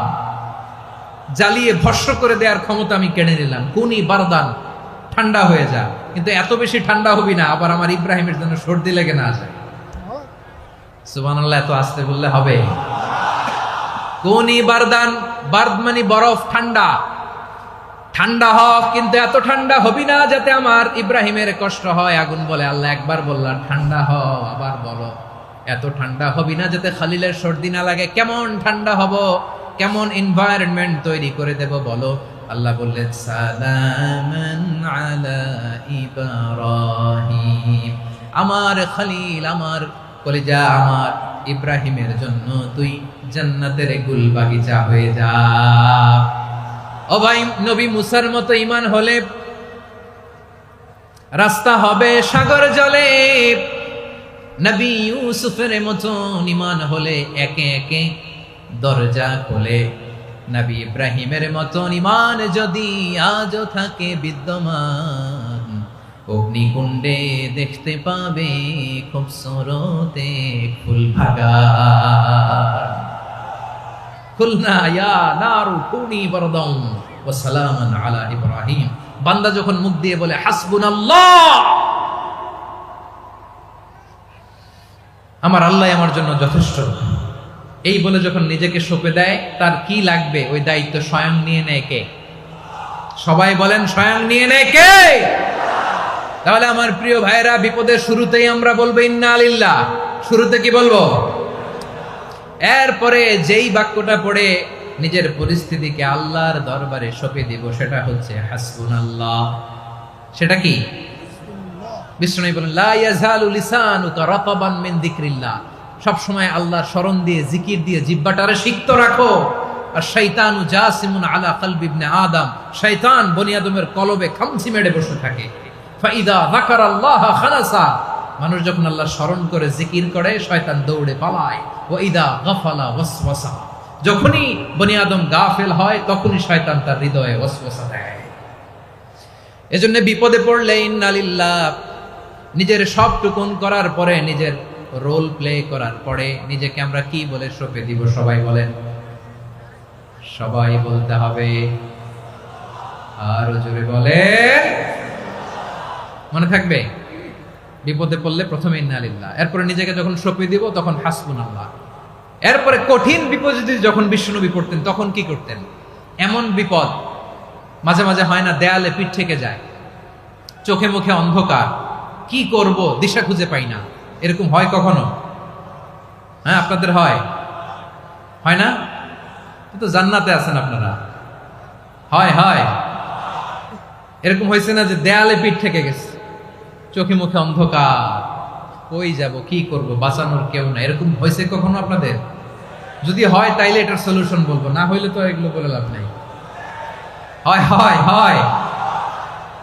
বিশ্বনবী এরকম কঠিন বিপদে পড়েছেন জীবনের কিছু কিছু মুহূর্তে। ওই মুহূর্তে বিশ্বনবী স্পেশাল দুইটা দোয়া পড়তেন। এই দোয়াগুলো আপনাদেরকে জানিয়ে দেয়। বিশ্বনবী বলেন, কঠিনতম বিপদে যখন পড়বা, দেয়ালে পিঠ থেকে যায়, চোখে মুখে অন্ধকার, বাঁচার কোনো উপায় নাই, তখন পড়বা লা ইলাহা ইল্লা আনতা সুবহানাকা ইন্নী কুনতু মিনাজ জালিমিন। আল্লাহ, তুমি ছাড়া কোনো ইলাহ নাই, তুমি পবিত্র, নিশ্চয় আমি জালিমদের অন্তর্ভুক্ত। সুবহানাল্লাহ বলেন। এই দোয়া সাইয়েদনা ইউনূস আলাইহিস সালাম পড়েছিলেন যখন মাছের পেটে ছিলেন। কিসের পেটে? এবং অনেক মুফাসসিরিন একরাম বলেছেন, অনেক আহলুল ইলমরা বলেছেন এটা হচ্ছে ইসমে আজম। ইসমে আজম এমন দোয়া যেটা দিয়ে দোয়া করলে আল্লাহ দোয়া কবুল করে, কিন্তু এটা কোনটা এটা নিয়ে ইখতিলাফ আছে। কোন কোন আহলুল ইলম বলেন এই লা ইলাহা ইল্লা আনতা সুবহানাকা ইন্নী কুনতু মিনাজ জালিমিন এটা হচ্ছে ইসমে আজম। সাইয়েদনা ইউনূস আলাইহিস সালাম পড়েছেন, আপনারা পড়েননি? তুফান হইলে পড়েন না? আমাদের এলাকায় তো এটা খুব, এটার উপর ব্যাপক আমল আছে। পটুয়াখালীতে কি অবস্থা বলেন? পড়েন পড়েন পড়েন পড়েন। একটা গল্প শুনেছিলাম, পাক হানাদার বাহিনী যখন বাংলাদেশে অ্যাটাক করত, ৭১ সালের ঘটনা বলতেছে, আমরা তো দেখি নাই, শুনছি আর কি। ৭১ যদি দেখতাম এতদিনে রাজাকার হয়ে যেতাম। আল্লাহ আমাদেরকে বাঁচাই দিছে, আল্লাহর মেহেরবানি, ঠিক কিনা বলেন? মন মতো হইলে মুক্তিযোদ্ধা, মন মতো না হইলে রাজাকার। কত কিছু দেখলাম এই শাহবাগের বুকে। আল্লাহ, ৭১ সালে দেখি নাই, আমরা শুনেছি পাক হানাদার বাহিনী জিজ্ঞেস করত মুসলিম না অমুসলিম চেক করার জন্য, বলতো কালেমা বল, কালেমা বাতাও। তো যারা কালেমা বলতে পারতো পাকিস্তানি বাহিনী নাকি ওদেরকে ছেড়ে দিত, শুনেছি। তো একজনকে, এক বাঙালিরে পেয়ে তার মাথার মধ্যে বন্দুকের নল ধরে বলতেছে কালেমা বল সালে, কালেমা বাতা, কালেমা বল। তো ভয়ের চোটে এই দোয়া পড়া শুরু করছে। ও পড়তেছে লা ইলাহা ইল্লা আনতা সুবহানাকা ইন্নী কুনতু মিনাজ জালিমিন। পাকিস্তানি বলে সালে ইয়ে তো মুসিবত কা কালেমা है। বাঙালি কয় হাম তো ভি মুসিবত মে है। পাকিস্তানি বলে বেটা কোন দোয়া বললি, এটা তো মুসিবতের কালেমা। কয় আমিও তো মুসিবতে আছি, আমার মাথার মধ্যে বন্দুক ধরে তুমি আমার কালেমা জিজ্ঞেস করো, এখন কোনটা কালিমা আর কোনটা কি দোয়া, আমার হুশ আছে নাকি? প্রিয় ভাইরা, আসলে এটা দুআউল মুসিবা, বিপদে পড়লে এ দোয়া পড়তে হয়। লা ইলাহা ইল্লা আনতা সুবহানাকা ইন্নী কুনতু মিনাজ জালিমিন, এটা পড়বেন আপনারা। এই দোয়া পড়ে সাইয়েদনা ইউনূস আলাইহিস সালাম মাছের পেট থেকে রক্ষা পেয়েছিলেন। রক্ষা করেছিল কে? তুমি ইউনূস নবীরে যখন খাইলো মাছেতে গিলিয়া, ফেরেশতা পাঠাইয়া দিলে ইসমে আজম দিয়া। প্রাণে ছিল যাহার ভয় সেথা পাইল আশ্রয়, প্রাণে ছিল যাহার ভয় সেথা পাইল আশ্রয়। মাছের পেট হতে সে যে পেল পরিত্রাণ। আল্লাহু আল্লাহু তুমি জাল্লে জালালুহু, শেষ করা তো যায় না গে তোমার গুণগান। আল্লাহু আল্লাহু সুবহানাল্লাহ পড়ে। লা ইলাহা ইল্লা আনতা সুবহানাকা ইন্নী কুনতু মিনাজ জালিমিন। বিশ্বনবী বললেন দেয়ালে পিঠ থেকে গেলে, চোখে মুখে অন্ধকার, বাঁচার কোনো উপায় নাই, তখন এই দোয়াটা করতে হবে। এই দোয়া পড়ে আল্লাহর কাছে ফরিয়াদ করলে বিপদ মুক্ত করবেন কে? কেন এই দোয়াটা আল্লাহর কাছে বড্ড প্রিয় জানেন আমার ভাইয়েরা? কারণ এই দোয়ার মধ্যে 3টা জিনিস আছে। আমি যেরকম আঙ্গুল উঁচু করেছি এরকম করেন তো। 3টা। কয়টা? 3টা। 1 নম্বরে হচ্ছে তাওহীদ, 2 নম্বরে তাসবিহ, 3 নম্বরে তাকরীর। আই রিপিট, আবারও বলছি, 1 নম্বরে তাওহীদ, 2 নম্বরে তাসবিহ, 3 নম্বরে তাকরীর। এই দোয়াটা আল্লাহর কাছে এত পছন্দনীয় কারণ এই দোয়ার প্রথম অংশে আছে তাওহীদ, আল্লাহর একত্ববাদের ঘোষণা। লা ইলাহা ইল্লা আনতা, ও আল্লাহ আপনি ছাড়া কোনো ইলাহ নাই, উপাস্য নাই। এই কথা বললে আল্লাহ বড় খুশি হয়ে যায়, সুবহানাল্লাহ পড়েন। এই দোয়ার দ্বিতীয় অংশে আছে তাসবিহ, মানে আল্লাহর প্রশংসা, প্রশংসা সূচক বাণী। সুবহানাক সুবহানাক সুবহানাক, ও আল্লাহ আমি আপনার পবিত্রতা ঘোষণা করছি, সুবহানাক। এই কথা শুনলেও আল্লাহ খুশি হয়ে যায়, সুবহানাল্লাহ পড়েন। এই দোয়ার তৃতীয় অংশে আছে তাকরীর, তাকরীর মানে পাপের স্বীকৃতি। তাকরীর মানে কি? তাকরীর মানে পাপের স্বীকৃতি। এই দোয়ার তৃতীয় অংশে আছে ইন্নী কুনতু মিনাল জালিমিন, ও আল্লাহ আমি জালিমদের অন্তর্ভুক্ত। আল্লাহ আল্লাহ আমি জালেম, আল্লাহ আমি ভুল করেছি, অন্যায় করেছি, আল্লাহ আমি জালেমদের অন্তর্ভুক্ত। এই পাপের স্বীকৃতি, অ্যাকনোলেজমেন্ট আল্লাহ বড্ড পছন্দ করে। যখন আল্লাহর কাছে আপনি ছোট হবেন, ছোট হতে হতে যত ছোট হবেন ওই দৃশ্যটা দেখতে আল্লাহ বড্ড পছন্দ করে, সুবহানাল্লাহ বলে। 3 নম্বর অংশ ইন্নী কুনতু মিনাজ জালিমিন, আল্লাহ আমি জালেমদের অন্তর্ভুক্ত। সাইয়েদনা আদম আলাইহিস সালাম ভুল করে যখন নিষিদ্ধ গাছের ফুল খেয়ে ফেললেন, ফল খেয়ে ফেললেন, আল্লাহ বললেন আদম ক্ষমা পেতে চাইলে তুমি আর হাওয়া মিলে স্বীকৃতি দাও, পাপের স্বীকৃতি আর পড়ো, রব্বানা যালামনা আনফুসানা ওয়া ইল্লাম তাগফির লানা ওয়া তারহামনা লানাকুনান্না মিনাল খাসিরিন। ও আল্লাহ, আমি আদম আর হাওয়া যালামনা আনফুসানা, আমরা আমাদের নফসের উপর বড্ড জুলুম করেছি। আল্লাহ, ওয়া ইল্লাম তাগফির লানা ওয়া তারহামনা, আপনি যদি ক্ষমা না করেন, আপনি যদি দয়া পরবশ না হন, আপনি যদি রহম না করেন, আমরা তো ক্ষতিগ্রস্তদের মধ্যে শামিল হয়ে যাব। এই দোয়া করার সাথে সাথে সাইয়েদনা আদম আর হাওয়া আলাইহিস সালামকে ক্ষমা করে দিলেন কে? তাহলে এই দোয়ার 3 নম্বর অংশ তাকরীর, এটা আল্লাহ বড্ড পছন্দ করে। আমার কলিজার টুকরা ভাইয়েরা, গুনাহ করে শিকার যেতে হবে, এটা আল্লাহ ভালোবাসেন। সাইয়েদনা আবু বকর রাদিয়াল্লাহু তাআলা আনহু বিষ্ণু ইসলামকে বললেন, ইয়া রাসূলুল্লাহ আল্লিমনি দুআআন আদউ বিহি ফি সালাতি, নবী হে আপনি আমার এমন একটা স্পেশাল দোয়া শিখায়া দেন যে দোয়াটা আমি নামাজে পড়ব। নবী বললেন, তাহলে তুমি পড়ো, আল্লাহুম্মা ইন্নী যালামতু নাফসি যুলমান কাসীরান ওয়া লা ইয়াগফিরুয যুনুবা ইল্লা আনতা ফাগফিরলি মাগফিরাতাম মিন ইনদিকা ওয়ারহামনি ইন্নাকা আনতাল গফুরুর রহিম। সুবহানাল্লাহ। সালাম ফিরানোর আগে পড়েন, কথা কয় না, পড়েন পড়েন। ও আবু বকর, নামাজে যদি দোয়া করতে মনে চায় এই দোয়াটা পড়বা, আল্লাহুম্মা ইন্নী যালামতু নাফসি, আল্লাহ জুলুম করেছি আমার নফসের উপর, যুলমান কাসীরা, অনেক জুলুম, ওয়া লা ইয়াগফিরুয যুনুবা ইল্লা আনতা, আপনি ছাড়া এই জুনুব, এই পাপ ক্ষমা করার দ্বিতীয় কোনো রব নাই। আছে? আল্লাহ ছাড়া আমাদের গুনাহ আর কে কে ক্ষমা করতে পারে বলেন তো? কে পারে? কে? এজন্য আল্লাহরে বলবেন, আল্লাহ আমি ছাড়া তোমার গোলামের অভাব নাই, ও আমার রব আমি ছাড়া এই জমিনের বুকে তোমার গোলামের অভাব নাই, কিন্তু তুমি ছাড়া তো আমার দ্বিতীয় কোনো রব নাই। পারবেন বলতে? পারবেন? চোখের পানি ছেড়ে আল্লাহরে বলবেন, আল্লাহ তুমি আমার রব, তুমি আমার সব। কি বলবেন? আল্লাহ আমারে রব, সবাই বলুন, আল্লাহ আমারে রব,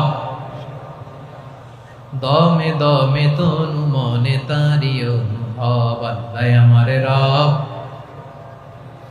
আল্লাহরে বলেন, আল্লাহ তুমি আমার রব, তুমি আমার সব। আল্লাহ আমি ছাড়া এই জমিনে তোমার গোলামের অভাব নাই, তুমি ছাড়া আমার দ্বিতীয় কোনো রব নাই। এ কথা বলে চোখের পানি ছেড়ে আল্লাহরে স্বীকৃতি দেন, আল্লাহ আমি পাপী, আল্লাহ জামিনে আমার চেয়ে বড় পাপী আর কেউ নাই। ওযু করে সিজদায় লুটিয়ে পড়ে চোখের পানি ছেড়ে আল্লাহরে পাপের স্বীকৃতি দেন, আল্লাহ এমন কোন জুলুম নাই, গুনাহ নাই আমি করি নাই, সগীরা কবিরা, জেনে না জেনে, ইচ্ছায় অনিচ্ছায়, শিরকি বেদাতি সব গুনাহ করেছি।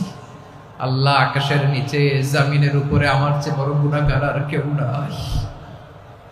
চোখের পানি ছেড়ে আল্লাহরে বলেন, আল্লাহ আমি ছাড়া তোমার গোলামের অভাব নাই, তুমি ছাড়া আমার দ্বিতীয় কোনো রব নাই, তুমি ছাড়া তো কেউ আমার গুনাহ ক্ষমা করার নাই, তুমি আমার রব, তুমি আমার সব। বলতে পারবেন?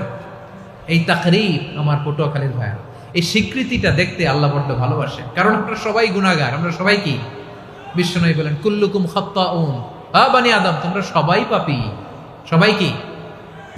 সবাই পাপী। আমরা সবাই পাপী, আপন পাপের বাটখারা দিয়ে অন্যের পাপ মাপি। আমরা যে পাপী এটা ভাবতে মনে চায় না কারণ, খালি অন্যের পাপ দেখি আমরা, এটা ভুল। ওর এই পাপ, ও পাপী, ও জালেম, ও জাহান্নামী, এরকম একটা টেন্ডেন্সি। আমার যে কি হালাত এটার খেয়াল নাই। খেয়াল করতে হবে যে আমি সবচেয়ে বড় পাপী, ঠিক কিনা বলেন? পাপ করি নাই এমন কেউ আছি? হ্যাঁ আছি, আছি। কেউ না জানলেও জানে কে আমার পাপের ঘটনা? পৃথিবী না জানুক আমি তো জানি আমি কি পাপ করেছি।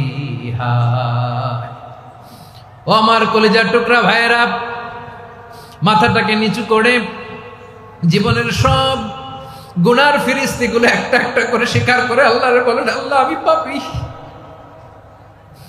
আল্লাহ আমার চেয়ে বড় পাপী এই দুনিয়াতে কেউ নাই, আকাশের নিচে জমিনের উপরে আমার চেয়ে বড় পাপী কেউ নাই। একটা একটা করে আল্লাহ স্বীকার করি আমি পাপী। সব পাপের স্বীকৃতি দিলাম। পৃথিবী না জানুক আমি তো জানি, আমি কি পাপ করেছি হায়। আমার পাপের করলে বিচার, বাঁচার আমার নাই উপায়। দয়াময় তুমি মাফ করো আমায়, মাফ করো আমায়।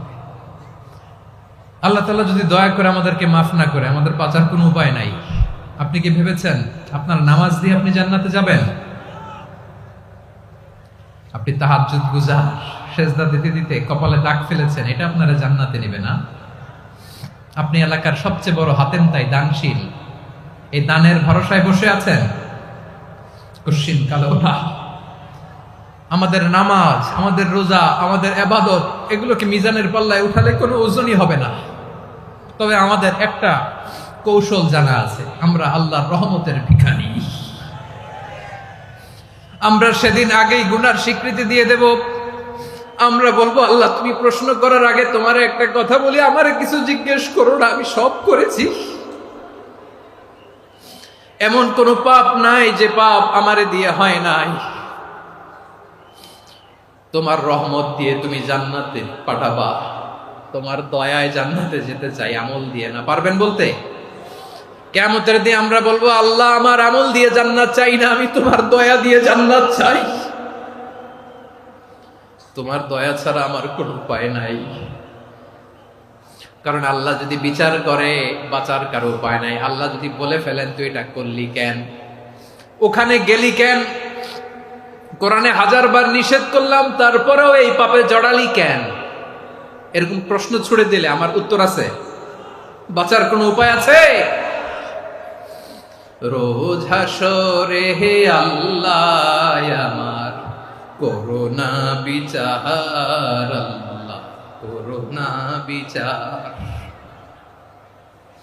বিচার চাহি না তব দয়া চাই, এ গুনাহগার, আল্লাহ করোনা বিচার। আপনার আমল দিয়ে জান্নাতে যাবেন? কি দিয়ে যাবেন? আল্লাহর দয়া দিয়ে। আল্লাহর রহম আর দয়া ছাড়া কেউ জান্নাতের চেহারাও দেখতে পাবে না। আমার প্রিয় ভাইরা, এই দোয়া আল্লাহর কাছে পছন্দনীয় হওয়ার কারণ 3টা। দোয়ার প্রথম অংশে আছে তাওহীদ, আল্লাহর একত্ববাদের ঘোষণা। এই দোয়ার দ্বিতীয় অংশ আছে তাসবিহ, আল্লাহর প্রশংসা সূচক বাণী। এই দোয়ার 3 নাম্বার অংশ পাপের স্বীকৃতি। তাহলে আমরা সবাই গুনাহগার। আমরা আল্লাহর কাছে পাপের স্বীকৃতি দিয়ে বলবো, ও আল্লাহ ইন্নী কুনতু মিনাজ জালিমিন, আমরা জুলুম করেছি, পাপ করেছি, অন্যায় করেছি, আল্লাহ বুঝতে পারি নাই। শয়তানের ওয়াসওয়াসায় পড়ে, বন্ধুর পাল্লায় পড়ে, নফসের খায়েশ মিটাতে যে আল্লাহ করে ফেলেছি। তুমি গুনাহ না মাফ না করলে আমাদের গুনাহ মাফ করার দ্বিতীয় কেউ নাই। ঠিক কিনা বলেন? এভাবে অনুতপ্ত হয়ে যদি আল্লাহর কাছে দোয়া করেন, দেয়ালে পিঠ থেকে গেছে, কোনো রাস্তা নাই বের হওয়ার, ওই মুহূর্তেও আপনাকে বিপদ থেকে উদ্ধার করবে কে? বিশ্বনবী চরম বিপদে পড়লে 2টা দোয়া পড়তেন। প্রথম হলো এটা, লা ইলাহা ইল্লা আনতা সুবহানাকা ইন্নী কুনতু মিনাল জালিমিন। এই দোয়াটা আমরা বেশি বেশি পড়ব প্রিয় ভাইরা। রাজি আছেন? সবাই আওয়াজ করে পড়ুন ইনশাআল্লাহ। আমার প্রিয় ভাইয়েরা, বিপদে পড়লে বিশ্বনবী আরো একটা দোয়া পড়তেন, লা ইলাহা ইল্লাল্লাহুল আযীমুল হালিম, লা ইলাহা ইল্লাল্লাহু রাব্বুল আরশিল আযীম, লা ইলাহা ইল্লাল্লাহু রাব্বুস সামাওয়াতি ওয়াল আরদি ওয়া রাব্বুল আরশিল কারীম। এই যে বললাম, রেকর্ড হয়ে গেছে। এখন তো আর ইনস্ট্যান্ট মুখস্থ না হলো, পরে মুখস্থ করে নেবেন।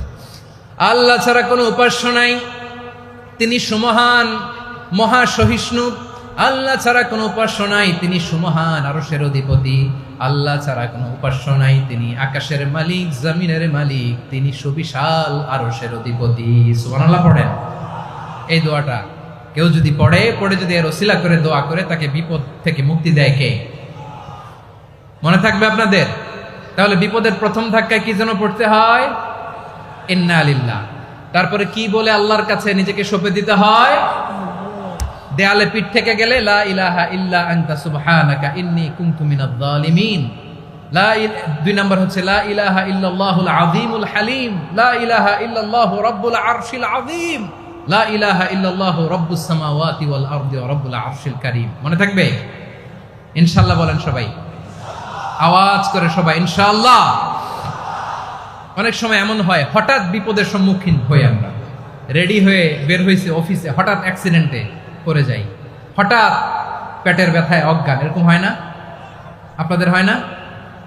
বিষ্ণু ইসলাম বলেন, আকস্মিক দুর্ঘটনার বিপদ থেকে যদি কেউ বাঁচতে চায়, সকাল সন্ধ্যা যেন প্রত্যেকে এই দোয়াটা পড়ে। সকালে যদি 3 বার পড়ে, সন্ধ্যা পর্যন্ত হঠাৎ হঠাৎ বিপদ থেকে সে রক্ষা পাবে।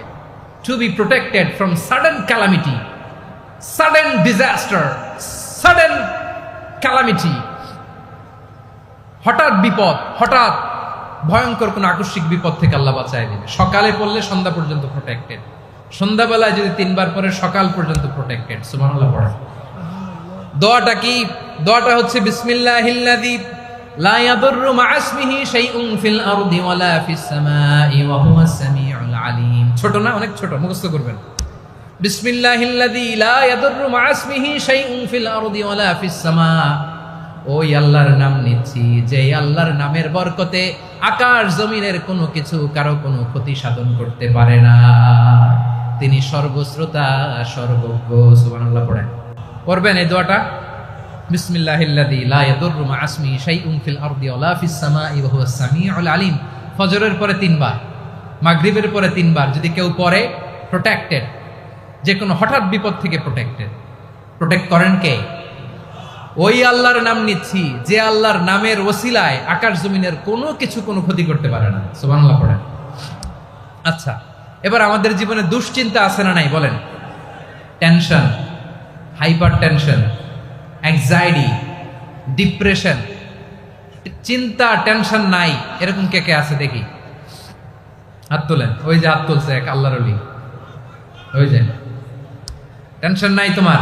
মাশাআল্লাহ। ও না বুঝে তুলছে, ঝোঁকের চোটে, জোশের ঠেলায় ধাক্কায় তুলে ফেলছে।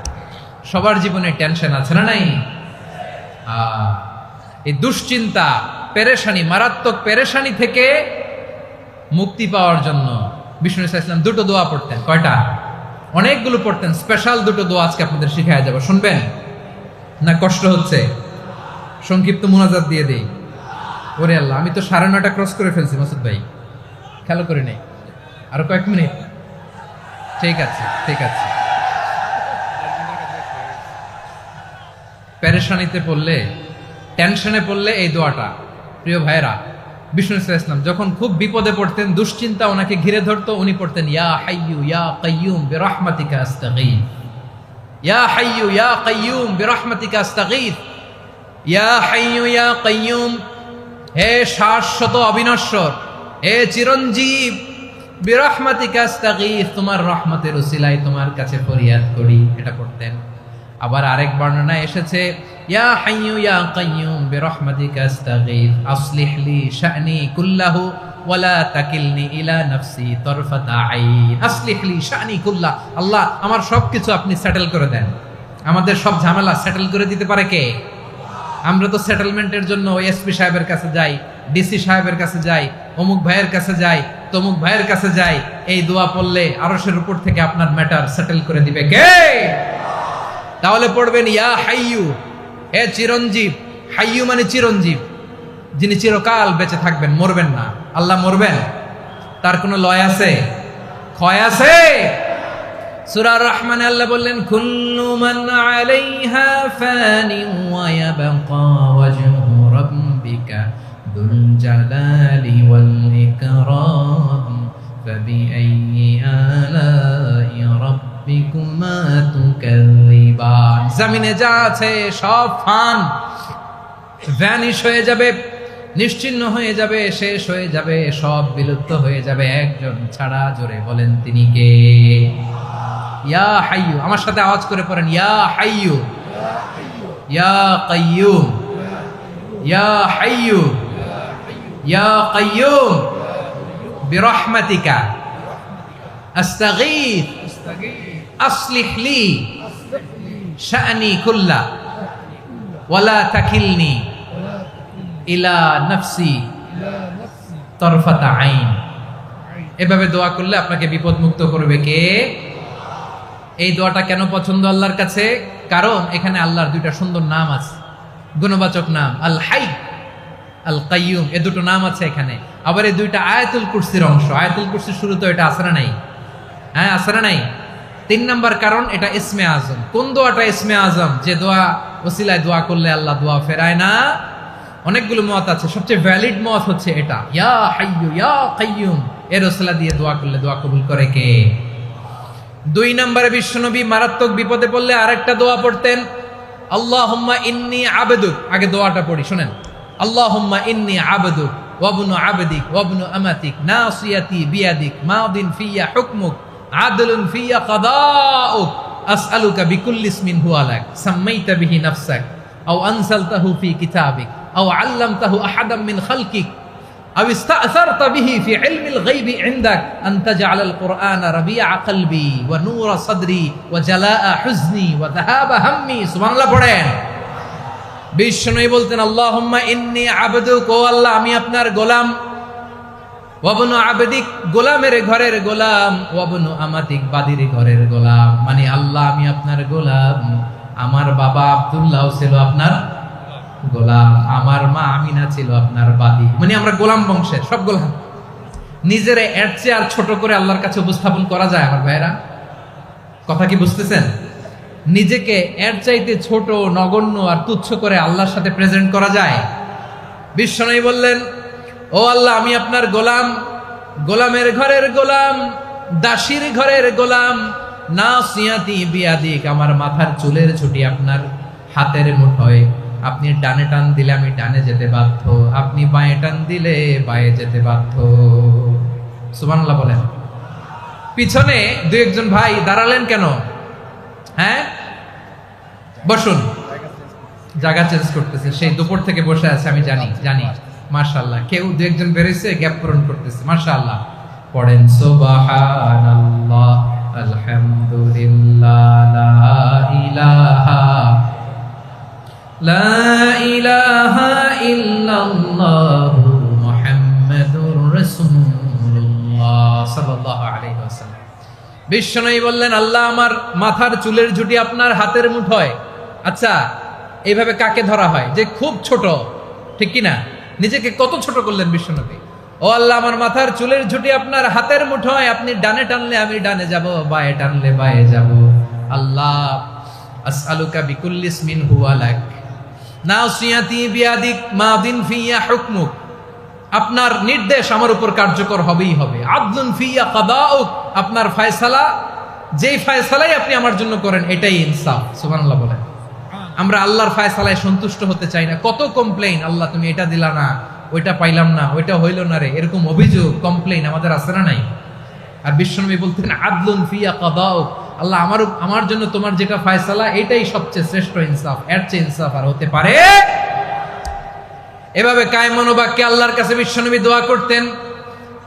এরপরে বিশ্বনবী বললেন, আল্লাহ তোমার যত নাম আছে সব নামের ওসিলায় দোয়া করি, যে নাম তুমি আমাদেরকে জানিয়েছো, যে নাম তুমি আমাদেরকে জানাও নাই, যে নাম তুমি কোরআনে নাজিল করেছো, যে নাম নাজিল করো নাই, যে নাম শুধু নবীদেরকে জানিয়েছো। আর আল্লাহর এমন কিছু চমৎকার চমৎকার সুন্দর সুন্দর নাম আছে, এই নামগুলো রব্বুল আলামিন কাউকে জানাবে না। সুবহানাল্লাহ বলেন। আমরা তো 99 নাম জানি, 100 নাম জানি আল্লাহ, কিন্তু আল্লাহর এমনও কিছু নাম আছে যেগুলো আল্লাহ বিশ্বনবীরও জানায় নেই। এগুলো আল্লাহ ইলমুল গায়বে রেখে দিয়েছেন। দোয়ার সময় বলবেন, আল্লাহ তোমার যেই নামগুলো জানি, যেগুলো জানি না, যেগুলো কোরআনে আছে, যেগুলো নাই, যেগুলো নবীরে খাস ভাবে জানাইছো ওগুলোর উসিলায়, যেগুলো কোনোদিন জানাবাও না, তোমার ওই নামের উসিলাও তোমার কাছে চাই। আল্লাহ কোরআনকে আমার হৃদয়ের বসন্ত বানাও, আমার বক্ষের জ্যোতি বানাও, আমার চিন্তা দুশ্চিন্তা তুমি দূর করে দাও। বিশ্বনবী বললেন, এই কালিমাগুলো, এই বাক্যগুলো পড়ে যদি কেউ আল্লাহর কাছে ফরিয়াদ করে, তার হৃদয় থেকে দুশ্চিন্তা কাটিয়ে দিবে কে? পড়বেন, এই দোয়াগুলো পড়বেন। আচ্ছা, সবশেষে বলি, ঋণের বোঝায় যারা জর্জরিত, বিষ্ণু ইসলাম চমৎকার একটা দোয়া শিখিয়েছেন। আমাদের অনেকে ঋণের বোঝায় জর্জরিত আছে না নাই? এদিকে কেউ আছেন? থাকলে হাত তোলার দরকার নেই, থাকলে এই দোয়াটা পড়বেন। এক সাহাবীর নাম আবু উমামা, নামাজের ওয়াক্ত ছাড়া উনি মসজিদে যেয়ে বসে আছে। বিশ্বনবী বললেন, কি রে আবু উমামা, নামাজের তো ওয়াক্ত হয় নাই, মসজিদে কি? সাহাবী বলে, হুমুমুন লাজিমাতনি ওয়া দুয়ুন, নবী গো, ঋণের বোঝায় এমন টেনশনে আছি, ঘরে থাকতে পারলাম না, মসজিদে চলে আসছে। বিশ্বনবী বলেন, আমি কি তোমার এমন একটা দোয়া শিখাবো যেটা পড়লে আল্লাহ তাআলা তোমার ঋণের বোঝা হালকা করে দিবেন? আবু উমামা বললেন, ইয়া রাসূলুল্লাহ, অবশ্যই শিখাবেন। বিশ্বনবী বললেন, তাহলে তুমি পড়বা, আল্লাহুম্মা ইন্নী আউযু বিকা মিনাল হাম্মি ওয়াল হাযান ওয়া আউযু বিকা মিনাল জুবনি ওয়াল বুখল ওয়া আউযু বিকা মিন গালাবাতিদ দাইনি ওয়া কাহরির রিজাল।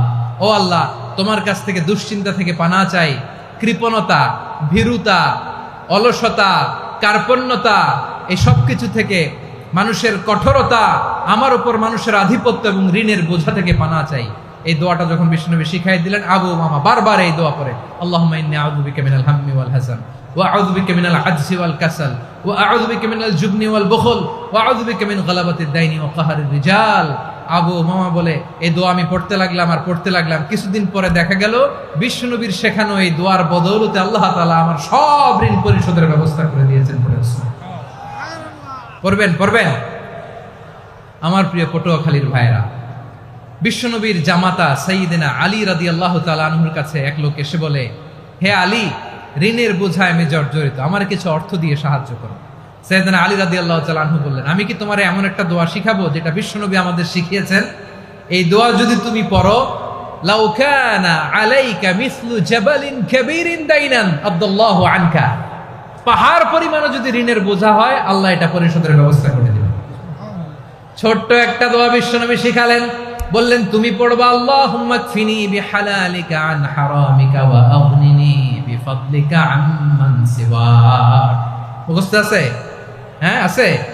আল্লাহুম্মা কফিনি বিহালালিকা আন হারামিক, আল্লাহ তোমার হালাল দিয়ে আমাকে পরিতুষ্ট করো, হারাম থেকে বাঁচিয়ে রাখো, আর তোমার অনুগ্রহে মানুষের মুখাপেক্ষী যেন আমি না হই, আমি যেন সবসময় তোমার মুখাপেক্ষী হয়, ওই তৌফিক দিও। সুবহানাল্লাহ পড়েন। এই দোয়া বেশি বেশি পড়লে ঋণের বোঝা হালকা করে দিবে কে? তাহলে প্রিয় ভাইয়েরা, বিপদে পড়লেই প্রথমে কি পড়বেন? পটুয়াখালী ভুইলা গেছে। বিপদে পড়লেই প্রথমে ইন্না লিল্লাহ কি বলে নিজেকে আল্লাহর কাছে সঁপে দিতে হয়?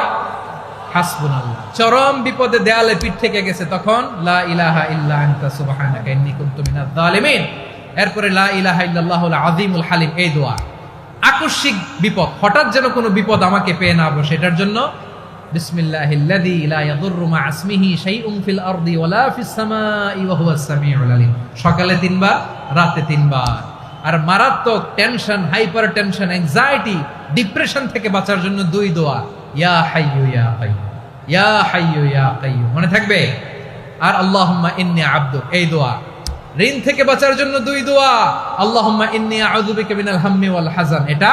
আর আল্লাহুম্মা কফিনি বিহালালিকা আন হারামিকা ওয়া আগনিনি বিফাদলিকা আম্মান সিওয়াক। আর সব সময় পড়ার জন্য একটা আমল দিয়ে যাই, উঠতে বসতে, অফিসে যাচ্ছেন, অফিস থেকে ফিরতেছেন, বসে আছেন, শুয়ে আছেন, ছোট্ট এক শব্দে আমরা যেন বেশি বেশি পড়ি, আস্তাগফিরুল্লাহ। আওয়াজ করে আমার সাথে পড়ুন, আস্তাগফিরুল্লাহ। আবার পড়ুন, আস্তাগফিরুল্লাহ। আল্লাহ রাসূল সাল্লাল্লাহু আলাইহি ওয়াসাল্লাম বলেন, মান লাজিমাল ইস্তিগফার, যে সব সময় এরকম ইস্তিগফারের সাথে লেগে থাকে, জাআলাল্লাহু লাহু মিন কুল্লি দীকিন মাখরাজা, আল্লাহ তাআলা তাকে কোনো বিপদে আটকান না, সে জীবনে আটকাবে না, যে কোনো বিপদে আল্লাহ তার রাস্তা বের করে দিবেন। Way out, you will get a way out and solution. সুবহানাল্লাহ। ওয়া মিন কুল্লি হাম্মিন ফারাজা, দুশ্চিন্তা মুক্ত হবে। ওয়ায়ারযুকহু মিন হাইসু লা ইয়াহতাসিব, এমন জায়গা থেকে আল্লাহ রিজিকের বন্দোবস্ত করবে যেটা সে কল্পনাও করে নাই। আওয়াজ করে পড়েন সুবহানাল্লাহ। তাহলে মনে থাকবে আস্তাগফিরুল্লাহর কথা। সব শেষ কথা বলবো, সব শেষ। আমার প্রিয় ভাইয়েরা, এটা গেল নিজের বিপদ। কিসের বিপদ? নিজে যদি বিপদে পড়েন। অন্যের বিপদ যদি দেখেন, এটার জন্য একটা দোয়া আছে। অনেক সময় আমরা দেখি হাসপাতালে ক্যান্সারের 3rd স্টেজে চলে গেছে, লোকটা হ্যাংলা হয়ে, চিকন হয়ে, হায়রে কি কষ্ট পায়, দেখি না? বিশ্বনবী বলে, একটা দোয়া যদি কেউ অন্যের কোনো বিপদ দেখে পড়ে, ওই বিপদ তার জীবনে কখনো আসবে না। শুনবেন? শোনার আগ্রহ আছে?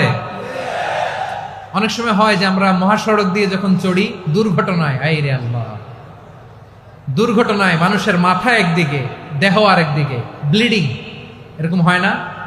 আল্লাহ তুমি হেফাজত করো। বিশ্বনবী বলেন, এই দুর্ঘটনা দেখে কেউ যদি এই দোয়াটা পড়ে, তার জীবনে সে কোনোদিন এরকম অ্যাক্সিডেন্টের সম্মুখীন হবে না। শুনবেন? বিশ্বনবী বলেন, অন্যের বিপদ দেখে কেউ যদি পড়ে, আলহামদুলিল্লাহিল্লাযী আফানি মিম্মা বতালাকা বিহি ওয়া ফাদ্দালানি আলা কাসীরিন মিম্মান খালাকা তাফদীলা, মানে প্রশংসা সে আল্লাহর, যে আল্লাহ তাআলা তোমাকে যেই জিনিস দিয়ে পরীক্ষা করেছে, আমাকে ওইটা থেকে বাঁচিয়ে দিয়েছে। তোমাকে আল্লাহ যেই বিপদে ফেলেছে, আমাকে ওই বিপদ থেকে তিনি মুক্ত রেখেছে, আর তার অনেক সৃষ্টির উপর আমাকে তিনি প্রাধান্য দিয়েছে। সুবহানাল্লাহ পড়েন। যে কোনো বিপদ, কারো ক্যান্সার দেখে যদি এই দোয়াটা আপনি বিশ্বাসের সাথে পড়েন, জীবনে কোনোদিন ক্যান্সার রোগে আক্রান্ত হবেন না। দুর্ঘটনা দেখে যদি পড়েন, ওই দুর্ঘটনা আপনাকে স্পর্শ করবে না। যে কোনো কারো বিপদ দেখে যদি কোনো বিশ্বাসী বান্দা এই দোয়া পড়ে, বিশ্বনবী বলেন, লাম ইউসিবহু যালিকাল বালা, ওই বিপদ তাকে আর ধরবে না। উফিয়া মিনহু মিন যালিকাল বালা কাইনাম মা কান, সে যতদিন হায়াত পাবে কোনোদিন ওই বিপদ তাকে স্পর্শ করবে না। এই দোয়াটা পড়তে রাজি আছেন আমার প্রিয় ভাইরা? তাহলে পুরো আলোচনার সেন্ট্রাল থিম হচ্ছে, আমাদের জীবনে বিপদ আসবে, কষ্ট আসবে, দুঃখ আসবে, কিন্তু বিপদে আপদে আমরা হাল ছেড়ে দিব না, হতাশ হব না। মুমিন হতাশ হয় না, নিরাশ হয় না, হাল ছেড়ে দেয় না। মুমিন ভরসা রাখে একজনের উপর। আওয়াজ করে বলুন, যিনি কে? বিপদে পড়লে আমাদেরকে উদ্ধার করে কে? আবার আমাদেরকে যদি কোনো নেয়ামত আল্লাহ দিতে চান, ওইটা কেড়ে নেওয়ার ক্ষমতা কারো আছে? তাহলে আমরা কানেক্টিভিটি বাড়াবো কার সাথে?